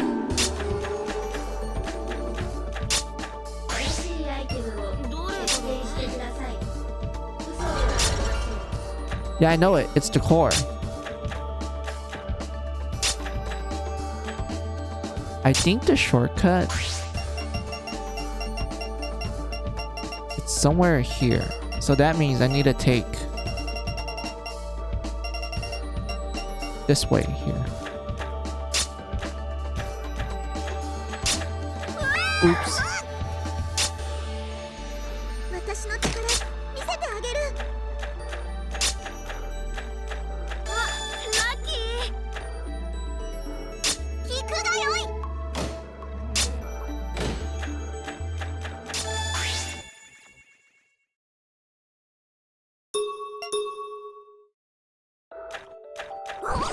ジャンプ。ジャン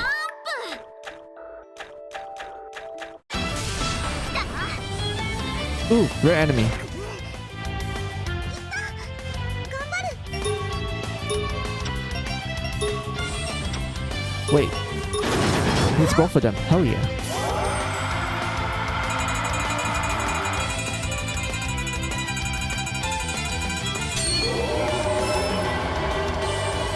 行くぞ。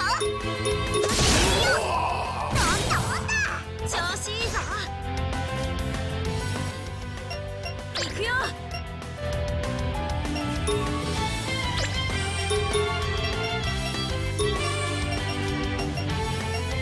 これでも受けてみろ。勝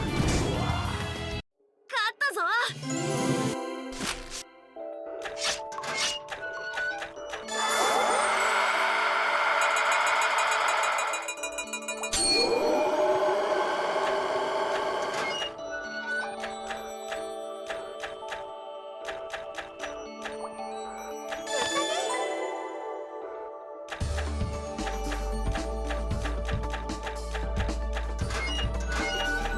手に入れたぞ。行くよ。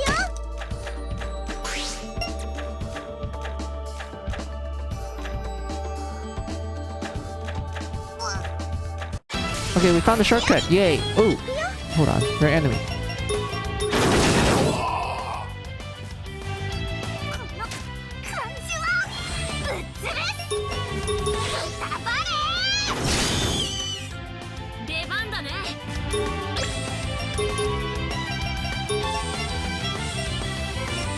れでも受けてみろ。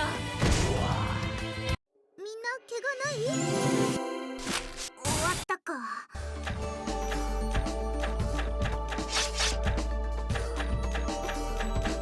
こうかな。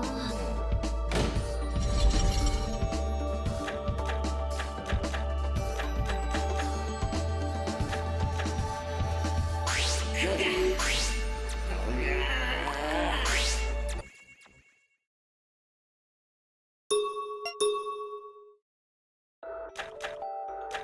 くだよい。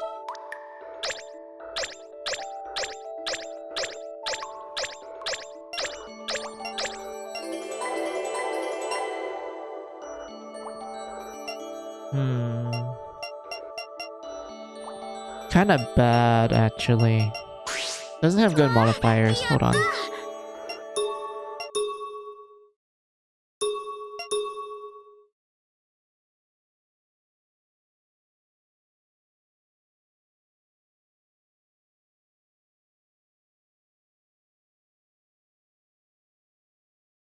Ah, すごく嫌なとって感じだ。おきだ。よっしゃー。なんだか不気味だが。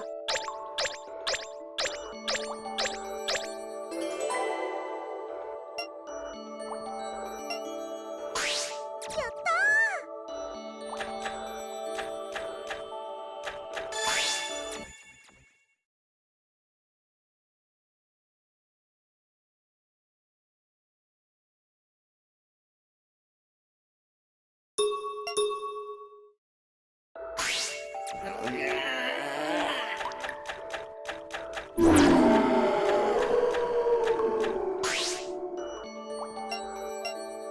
よし、楽しみだな。元気に育ってよし。よし、これでいいね。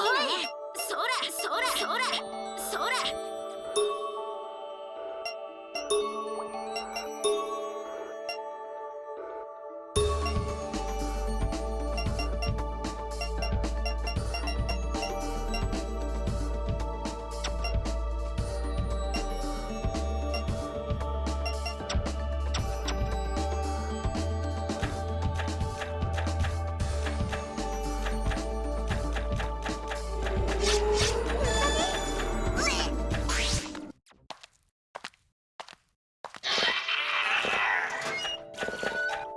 動かすぞ。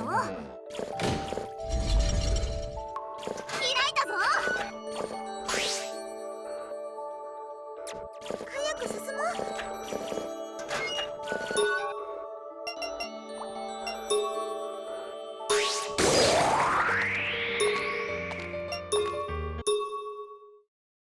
Alright, so I'm gonna take that BRB break now, since we unlocked the shortcuts.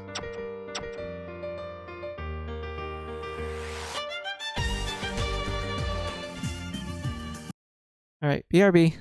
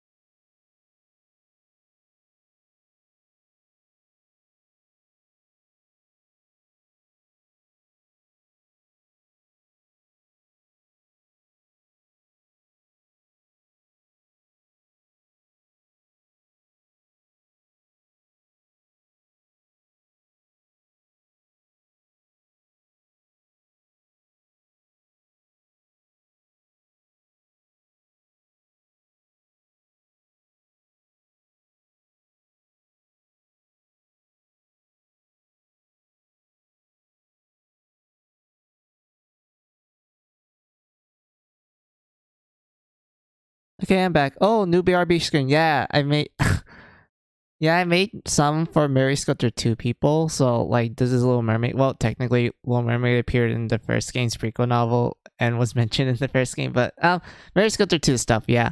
But there is one that I'm making for Osu, but there's not really a lot of material of her, like by herself type of thing. So that's why Little Mermaid seems a little bit like, you know, lacking, is because I'm trying to look for artwork where they're usually, you know, by themselves and such. But since Little Mermaid tends to be together with Osu, it's like I don't know what to do in that situation. It's like, okay, is either I make two separate ones for them, or I just combine them together to make a do it for them meme BRB screen. But I'm like, I debate about it, and I'm like, okay, I'm just gonna try to do two separate things. But if it gets too much of a headache, I'm just gonna like make it do it for them one instead. But yeah, let's go back to the game.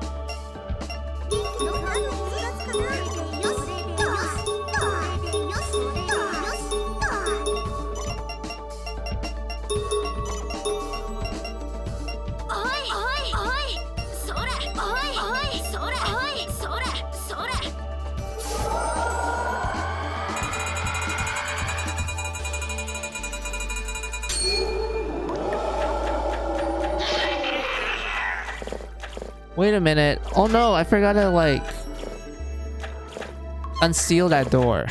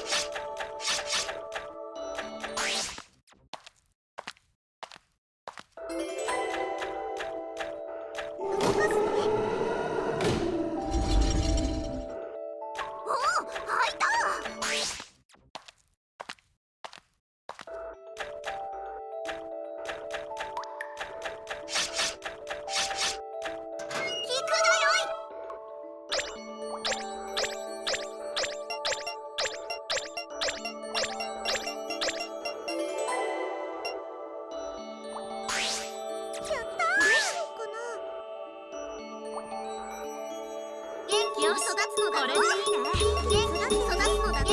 育つのだぞ。おい、それそれ、おい、それおい、それおい。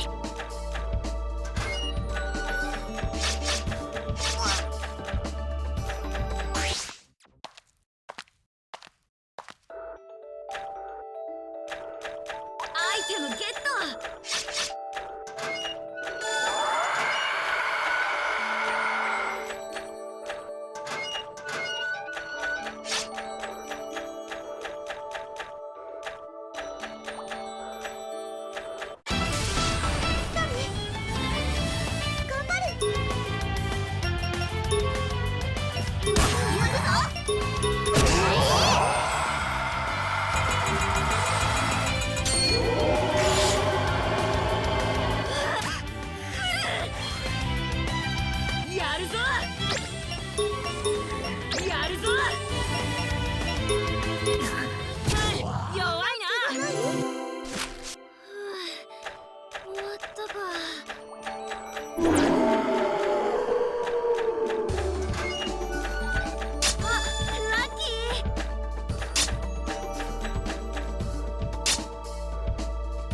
Wait, I forgot the story event. Shit.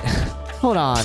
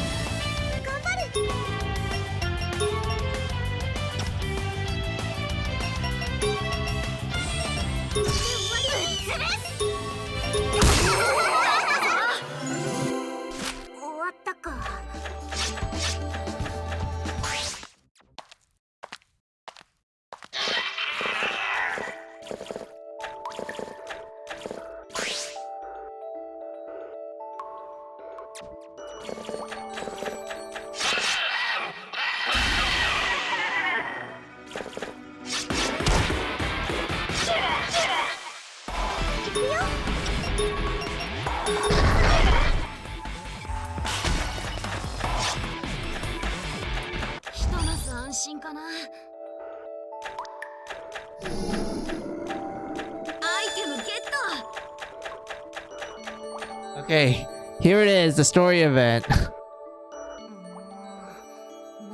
か陰気臭い場所だな。ちょっと不気味だね。大丈夫だよ、姫。でも僕から離れないようにね。お、人が通るなんて久しぶりっすね。誰だ？やだな、そんな警戒しないでほしいっす。女の子？やたらとでかい荷物を持ってるな。変なやつだぞ。Look, it's Carla. It's a returning face. Yay, she's still alive. And she's wearing a different shirt this time. Instead of like Neko, it's one. Okay, like it's supposed to be like a Japanese joke where, well, actually, when I think about it, I think it's like a, yeah, it's a Japanese joke where it's a, like the one, I think it's like pronounced differently. It's supposed to represent like the onomatopoeia for a dog barking in Japanese. So that's why she has like a dog shirt and it has like the word one in it. It's supposed to be like a joke, a Japanese joke. and such, but it doesn't really make sense to, like, you know, a Western person that doesn't know the humor in Japan. They're like, oh, it just says one, like, what's the joke there? But it's pronounced differently, and when you realize that it's the onomatopoeia for a dog barking, you're like, oh, okay, I get the joke now. Best Shopper is back. Yes, exactly, Carla is back. She's alive and well.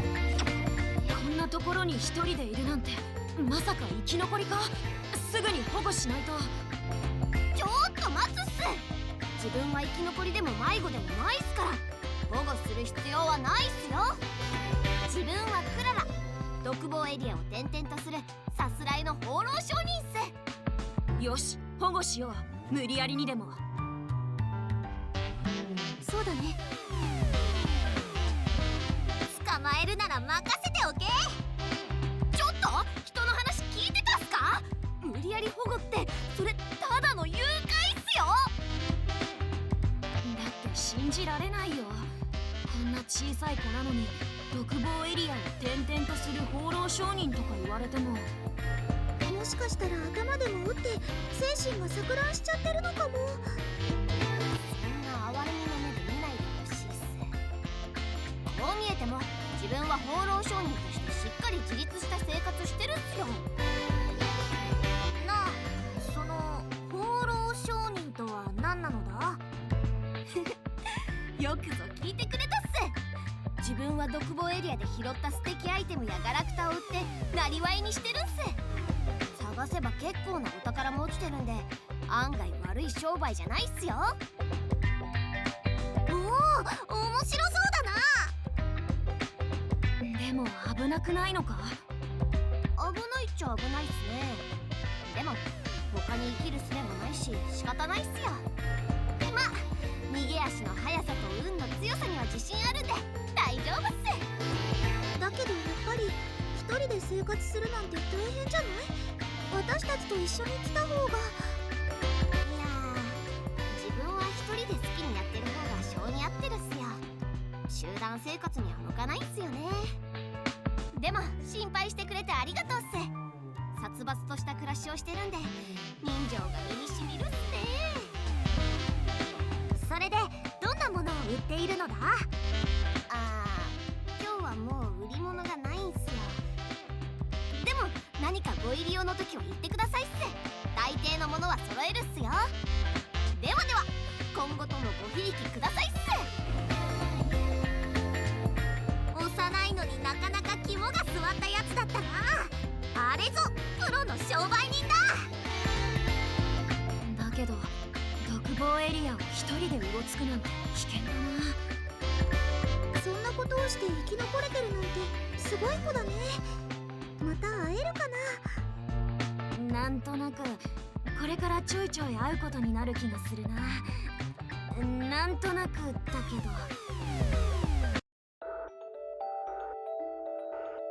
So yeah, Carla is back, but this time she's like a merchant. Like the wandering merchant at that. The old guy is not here. He got replaced with Carla now.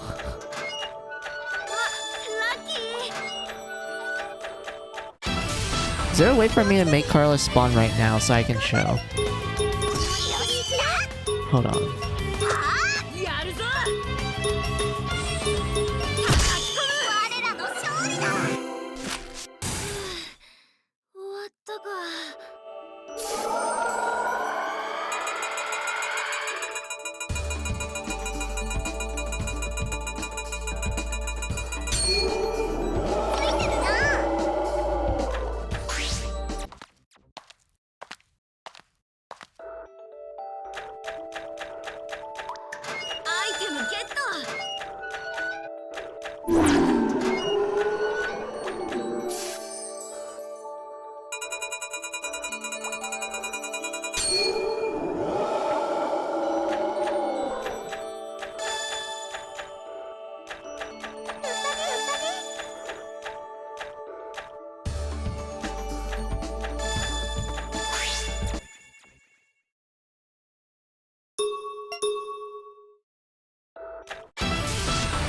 来たぞ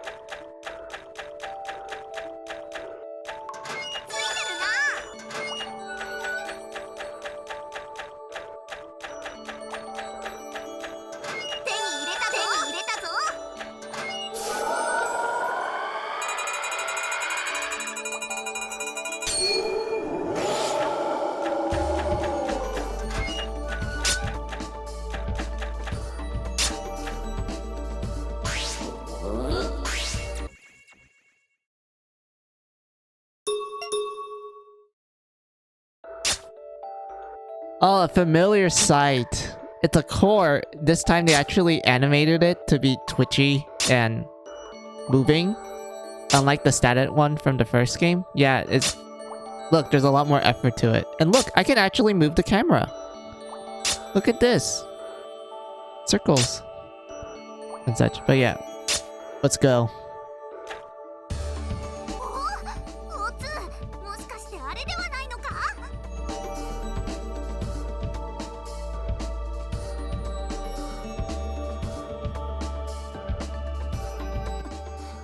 これだ。これがコアに違いない。ついに見つけたんだね。あとはこのコアを破壊すれば僕たちはナイトメアに勝てるね。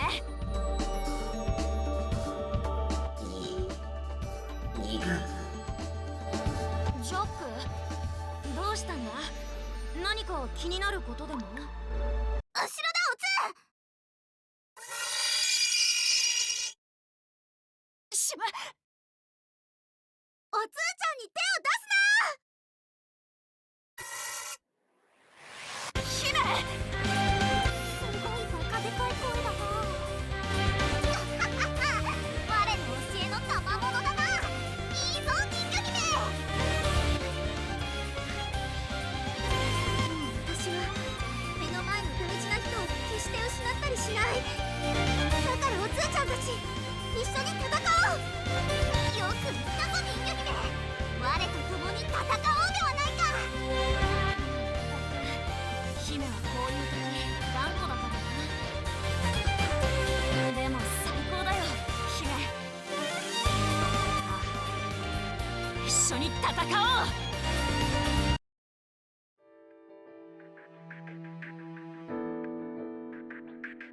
なかなか強そうだな。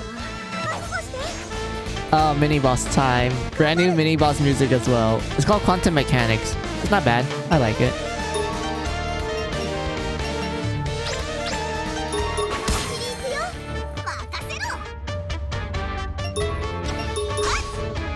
行くよ。 Oh, sweet. It's not weak against that.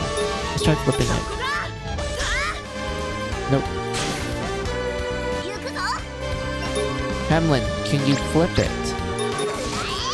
No.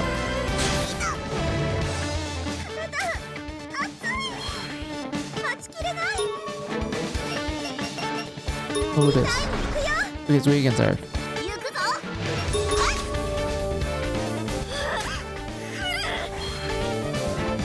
叩きのめす。来い。やるぞ。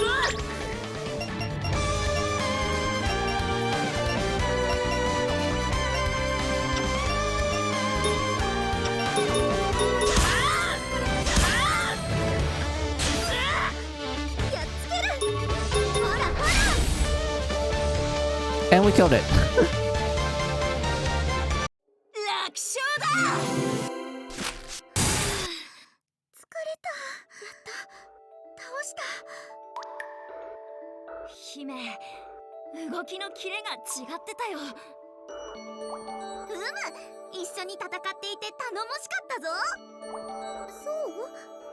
ありがとう。でもちょっと恥ずかしいな。よし、ナイトメアが来る前にコアを破壊しよう。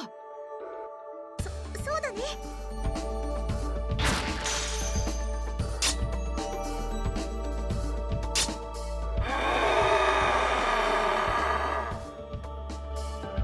何事だ？コアを破壊したから？多分そうだろう。これはきっとジェイルの悲鳴だ。収まったみたいだね。よし、これでナイトメアを倒せるかもしれない。次に会った時が楽しみだぞ。よし、じゃあ早速倒しにだな。はーちゃん、今回は本当にありがとう。なんだいきなり。我は何もしておらぬぞ。そんなことないよ。はーちゃんに私すっごく助けられたの。我はいつの間に助けてたのだ。ナイトメア、それにブラッドスケルター、いろんなことで私ずっと不安だったんだ。でもはーちゃんが一緒に大声で叫ぼうって言ってくれた時にね、私どうして一人で悩んでいたんだろうって思ったの。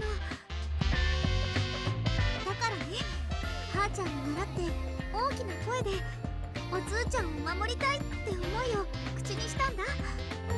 そうしたらね、今までの不安が嘘みたいにスーッと心が軽くなったの。そっか、不安に打ち勝ったんだね。いろんな不安に勝てたよ。声に出せたよ。すくんでた体動いたよ。姫はこれまでで最高に強く、頼もしく、そしてかっこよかったよ。ほら、ジャックもその通りだって。本当によかった。本当にはーちゃんのおかげだね。不満は必ず出るもので解消するもの、それに気づかせてくれてありがとう。そうであろう、そうであろう。いやはや、我の助言はバッチリだな。ハーメル、絶対分かってないだろう。分かっておるわ、そのくらい。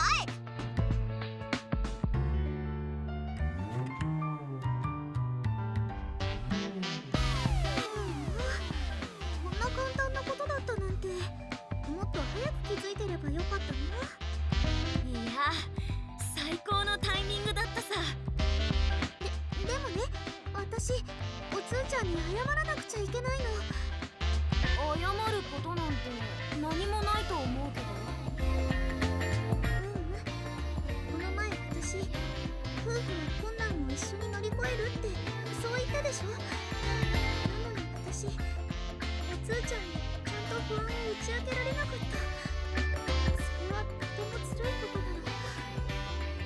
本当にごめんね。いいよ、不安を打ち明けたらきっと僕も不安に駆られるって、そう思ったんだろ。こっちこそそんな風に気を使わせてしまってごめん。おつーちゃんは何も悪くないよ。じゃあこれからは互いに今まで以上に助け合っていくってことにしようよ。今度こそ約束だ。おつーちゃん、約束する。よーし、じゃあ行こうか。Yay! We're gonna go fight the nightmare now. But one of the interesting things that Mary Scooter 2 introduces is that after you destroy the core, they let you like look at the treasures. Well, they show you like the treasures that you probably missed in each of the floors.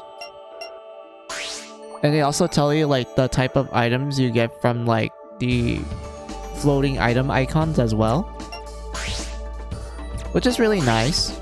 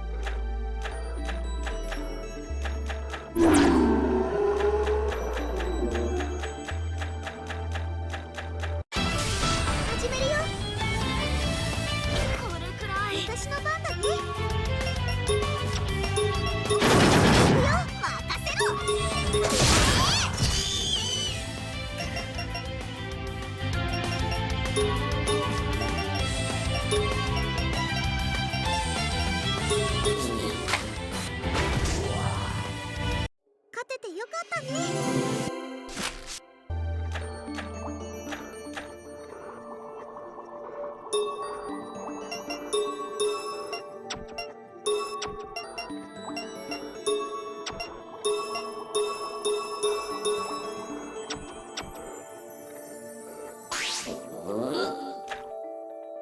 よし行くよ。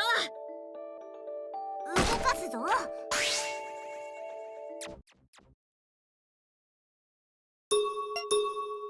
Alright. Time to fight the nightmare. I think I'm well prepared, to be honest. Am I? Wait, let me double check. Yeah, I think I'm well prepared. Let's go fight the nightmare now. あたりが急に霧がかってきたぞ。ということはついにナイトメアに。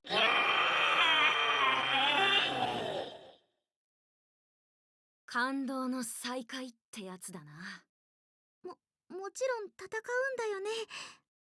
ああ、コアを破壊したんだ。ナイトメアに勝てるかどうか試してみようじゃないか。待ちわびたぞこの時を。我は逃げるのも負けるのも大嫌いなのだ。奇遇だな。僕もだ。受けた借りは必ず返す主義なんだ。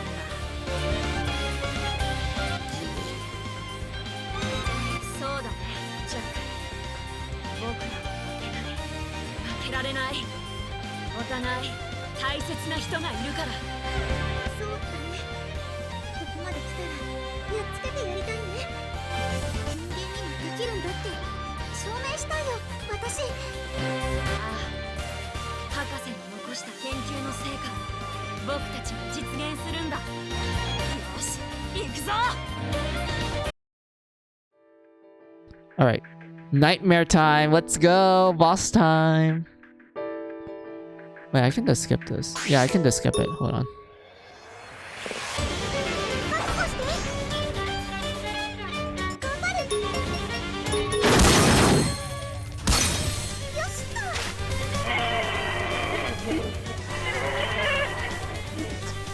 我慢できず。ぶっつる。くたばれ。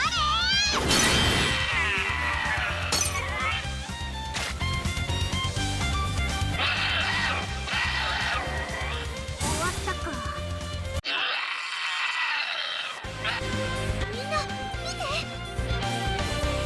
潰した部位が復活しない。いうことは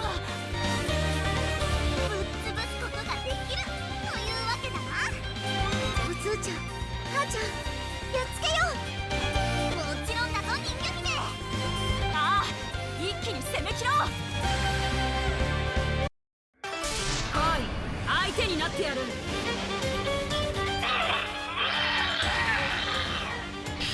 来た。頑張る。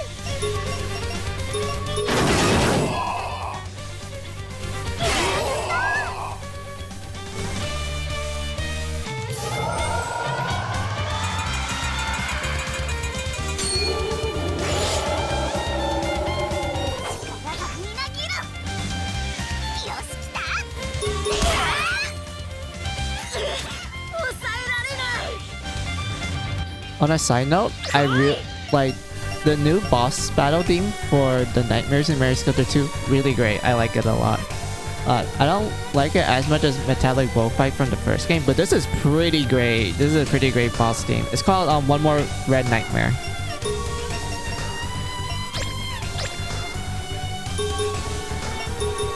ここからが本番だ。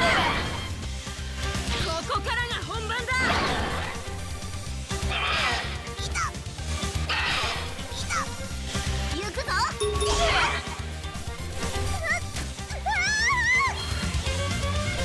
ちきれない。ほらほら。終わったか。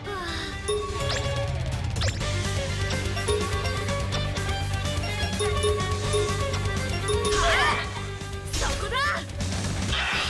これくらい。任せろ。疲れた。もう一回行くよ。よし来た。いつ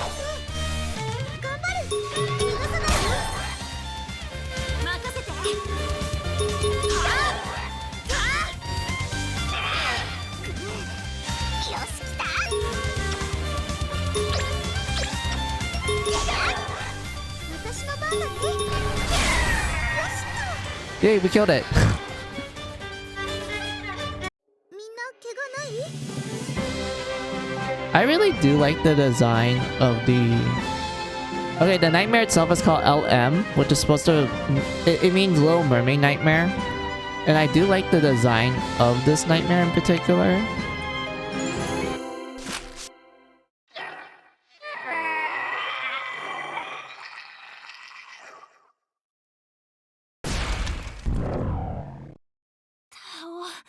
Shita. 倒したよ。おつーちゃん、倒したんだよ。やったー。ついにナイトメアを倒せたんだね、私たち。完璧に倒したな。不死身のナイトメアもこれでもう不死身じゃない。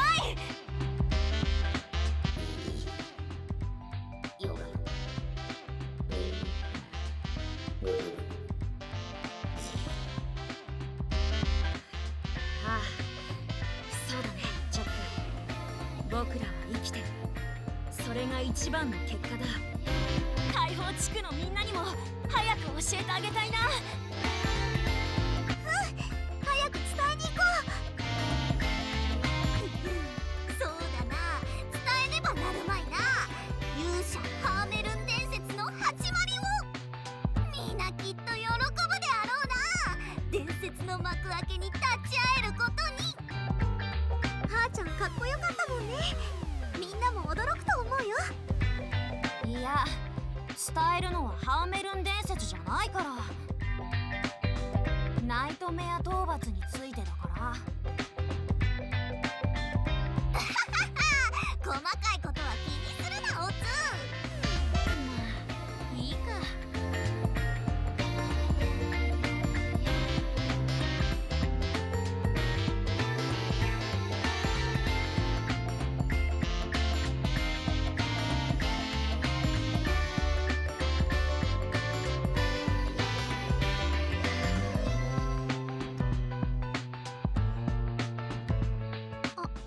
そういえばこの水族館跡エリアには景色少女なかったね。元解放地区に近すぎるから危険と判断してもっと奥に逃げたのかもね。何心配するでない人魚姫。我らは強い。すぐに合流できるぞ。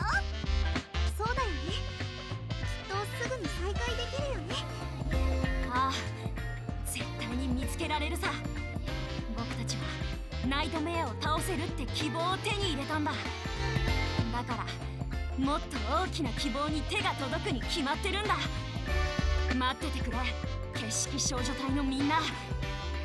絶対に探し出してみせるから。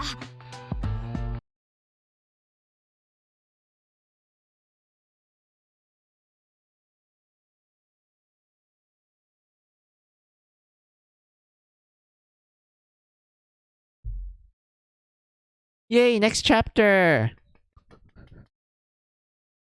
Also, like, I do want to talk about the design of the Little Mermaid Nightmare, but I don't have the model on me yet. Like, I really want to, like, talk about it. Like, I could talk about it now, but the problem is that I actually do need to show what the nightmare looks like so I can actually go into detail of it. But since this game is this on cutscene mode, I can't do that yet. So we had to go through this first. But yeah, we're in chapter 3 now. This is great. Like, let's see. I should be safe now. It's been a long while since I visited the Tokyo... Wait, fuck. Tokyo Metropolitan Building. Should get away.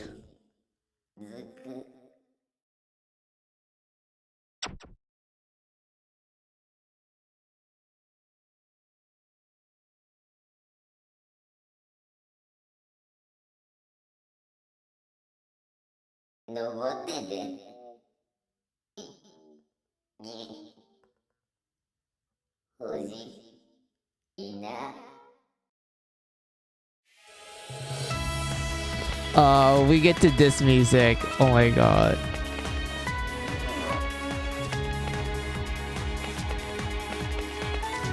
On a side note, I do like how the Metropolitan building, this looks like an office area. Like, look at this. There's like a bunch of laptops and like PC stuff everywhere. Like, it looks clean, really modern and such. Oh, my control's low battery. I don't mind.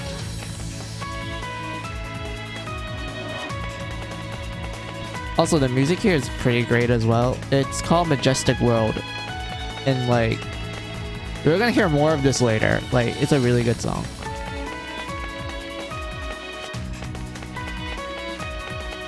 Let's see, if I remember correctly, there was a puzzle here.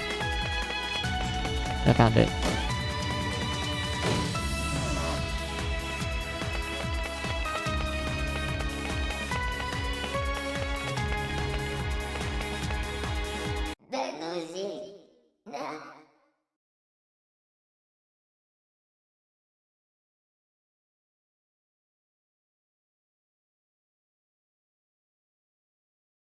この場所は一体何？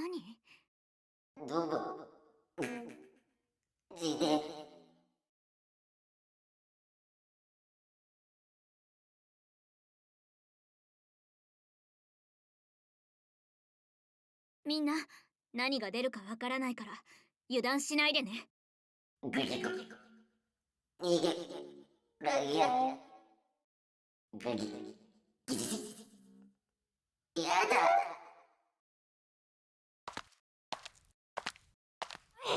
ジャック！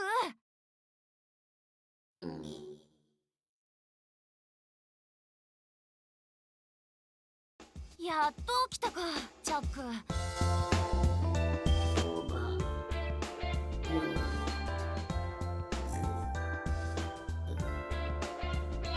本当にジャックはよく寝るな。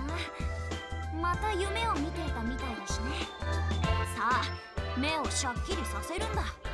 僕は着替え終わったぞ。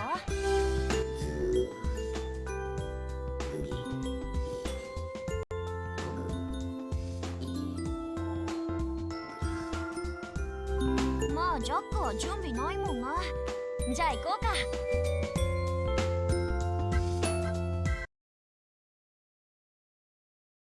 おはようみんな。今日の探索なんだけど、どうする？我のおかげであるぞ。皆の者、ひざまずくがいい。どうしたんだ、ハーメルン。椅子の上になんか立って。おつよ、また我は活躍してしまったぞ。どういうことなんだ、姫。はーちゃんがね、新しい情報を持ってきてくれたの。ハーメルンは使い魔を刺激しているようなんだが、そいつが情報を仕入れてきてくれたらしい。旧学生街エリアで人影を目撃した。本当か？もちろんだ。我の使い魔は優秀なのである。だもんで、こいつは朝からずっと調子に乗ってやがるってわけだ。貴様ら、勇者ハーメルンをたたえるがいい。ハーメルン、お手柄だな。どんな風貌だったとかわかるか？そこまではわからぬ。人影だったとしか。なんだ使い。我を侮辱するのか、守る。ほら、二人とも喧嘩しないの。はーちゃんのおかげなのは間違いないからね。そうであろう。ハーメルン、とりあえず僕の椅子から降りてくれ。すまぬ。でもすっごい有力情報だよね。この調子でどんどん行きたいところだね。ああ、任せてくれ。そうだ、これ出来上がったから持って行ってくんな。銃？でも反対側の先は注射？人魚ちゃんに頼まれてたもん。ジャックに針を刺して血を吸い上げて水鉄砲の要領で飛ばす装置。私たちいつまたブラッドスケルター化するかわからないでしょ。そうだね。ジャックの血を借りる時がこの先もまだまだあると思う。ジャックさん優しいから、きっと自分で自分を傷つけて血を分けてくれると思う。でもそれはとても痛みを伴うでしょ。見てるだけでも痛ましいのだから。なるほどね。注射のようにして吸い上げる。上手にやれば痛みはないだろうね。確かにジャック、少し痛がっていた。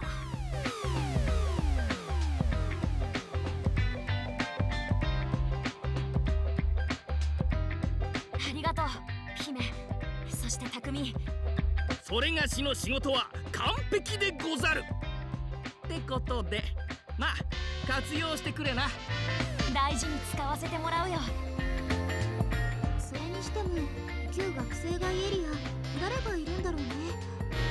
情報にあった人影が単独ならほぼ確実に景色少女だと思うけど。お姉ちゃんだといいな。はい、赤ずきんお姉ちゃんです。とっても頼りになるんです。ああ、最初の脱獄の時遠目に見たうちの一人か。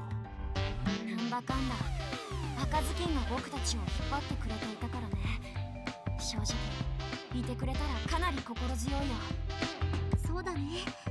お姉ちゃんがいない今は少し不安かな。へえ、すごい頼りになるお姉さんなんだね。そんな人が加わってくれたらこの場所もさらに安心だ。なんだそいつは。どうしたハーメルン。我を差し置いて頼られるなんて何なのだ、その赤ずきんというやつは。我という勇者がいるのに、我という勇者がいるのに。落ち着くんだハーメルン。はーちゃんも頼りにしてるからね。そうか、これがライバルというやつなのだな。ライバルになるのか。待っておれ赤ずきん、我がライバルよ。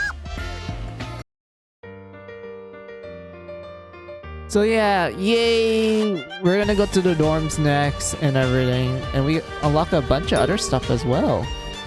That includes events and the rescue center, the purging minigame. Yay! Look, it's back. Still as purgy as ever.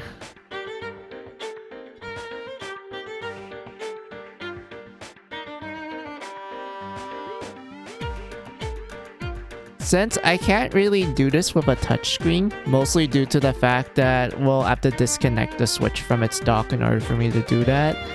And that means I have to play this with a controller, which is not that great, mind you. いらっしゃい。じゃあね。 But yeah, we unlock a bunch of events. We unlock the work order center, where it got a huge reamp, but it's one of those reamps that I don't like a lot. So let's look at it.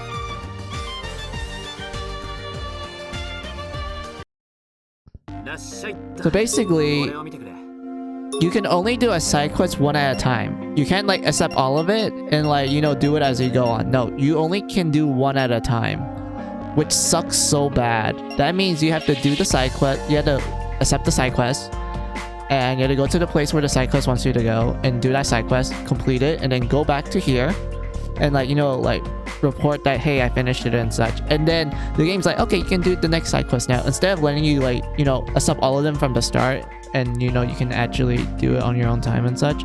Nah, this game is like, no, you can only do it one at a time, which sucks so bad if you ask me.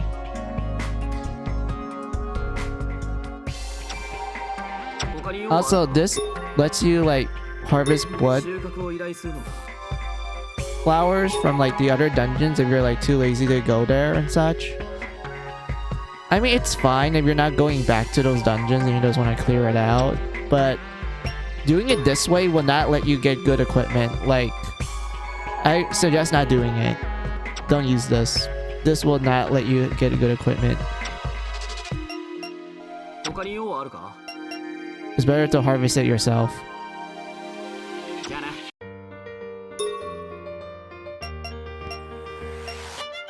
But yeah, now I can actually talk about the nightmare.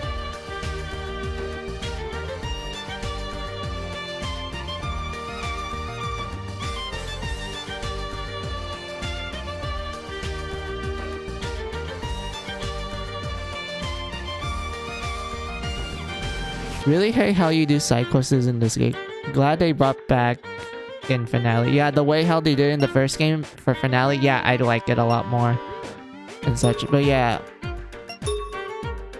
let's talk about this nightmare, because I did wanted to talk about it, but you know, a bunch of story cutscenes happened and it made it hard for me to talk about it. So yeah, so this is the Little Mermaid nightmare, one of the new ones in this game.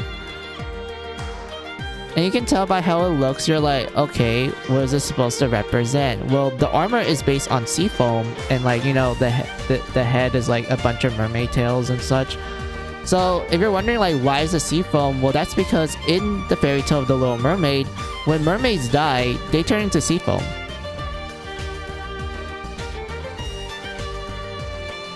And such. And when we break the armor and such, you find like, you know, its head is essentially a giant aquarium, like a fish tank essentially. And when you look at the face in closer detail, which I can't do it here because they only show you the armor look, they don't show you what it looks like without the armor, which is a shame. I really wish they give us the option to let us see it under the armor. But when you break the armor and you see its head and such, you notice that the face isn't an actual face. It's just a bunch of corals, fish, and algae just arranged in a way that makes it look like a face. And such. Like, I really like this nightmare design a lot. It's one of the new nightmares that, honestly, solid design. I like it a lot. It pays a lot of references to the fairy tale, and it's really great to look at. But yeah, I do want to end the stream here because I am feeling a little tired.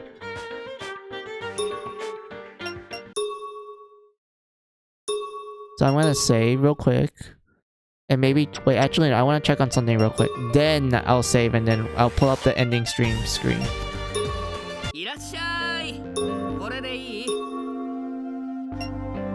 Let's see. Yeah, I have enough for that.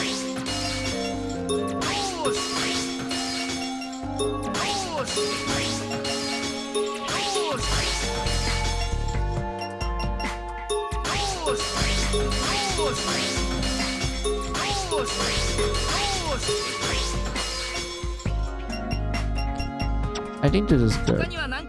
Alright, let me save.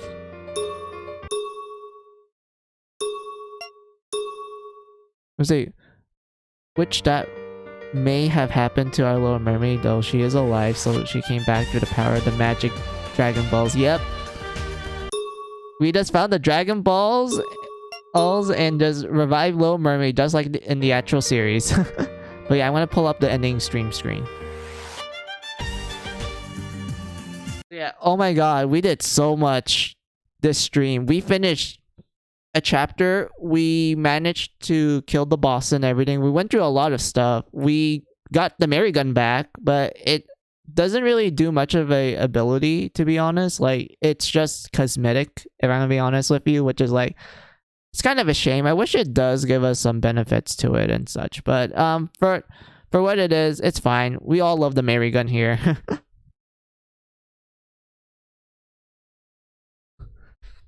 I find it funny ES State also read Mary Gun. Yeah. And such. I managed to talk a lot and such. So yeah, I am feeling a little tired, so I am planning on ending the stream. Wait, you know what? Let's do a raid. Like, I never done a raid before. I'm actually kind of excited for it, so I'm gonna go look to see who's available and everything. And while that's happening, I want to thank you all for being here. like anyone who's watching me or lurking, I appreciate you being here. Like, it's fun and everything. Also, I do want to give you guys like a schedule update. So I won't be streaming for the rest of this week. I will do a stream next week around either Friday or Saturday, like around there. I am gonna cut back from streaming a little bit because I am having a lot of personal issues happening in my life. Well, it's not issues, it's more like a lot of personal stuff happened. So because of that, I do need to, like, you know, deal with them first before I can go back to streaming and such. It's not a bad thing. Like, it's not completely bad. It's more like it's going to take a lot of time in my hands, so I won't be streaming too much. So yeah.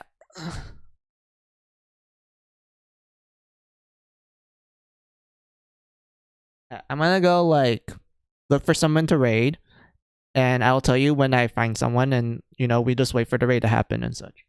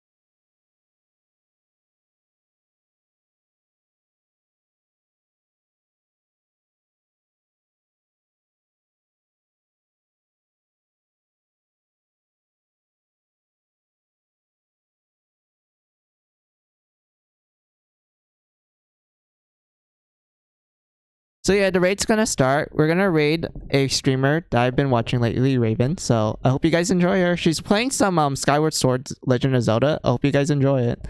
So see you guys.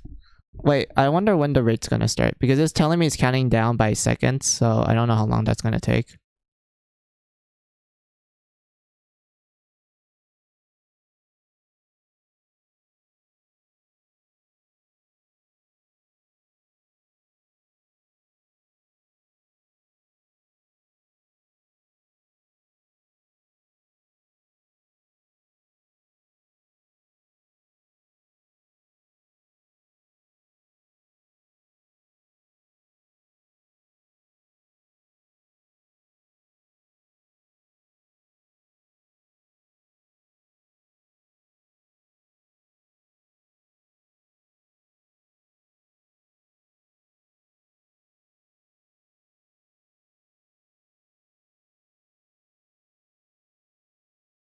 Okay, now the raid's gonna start. I just realized it got cancelled.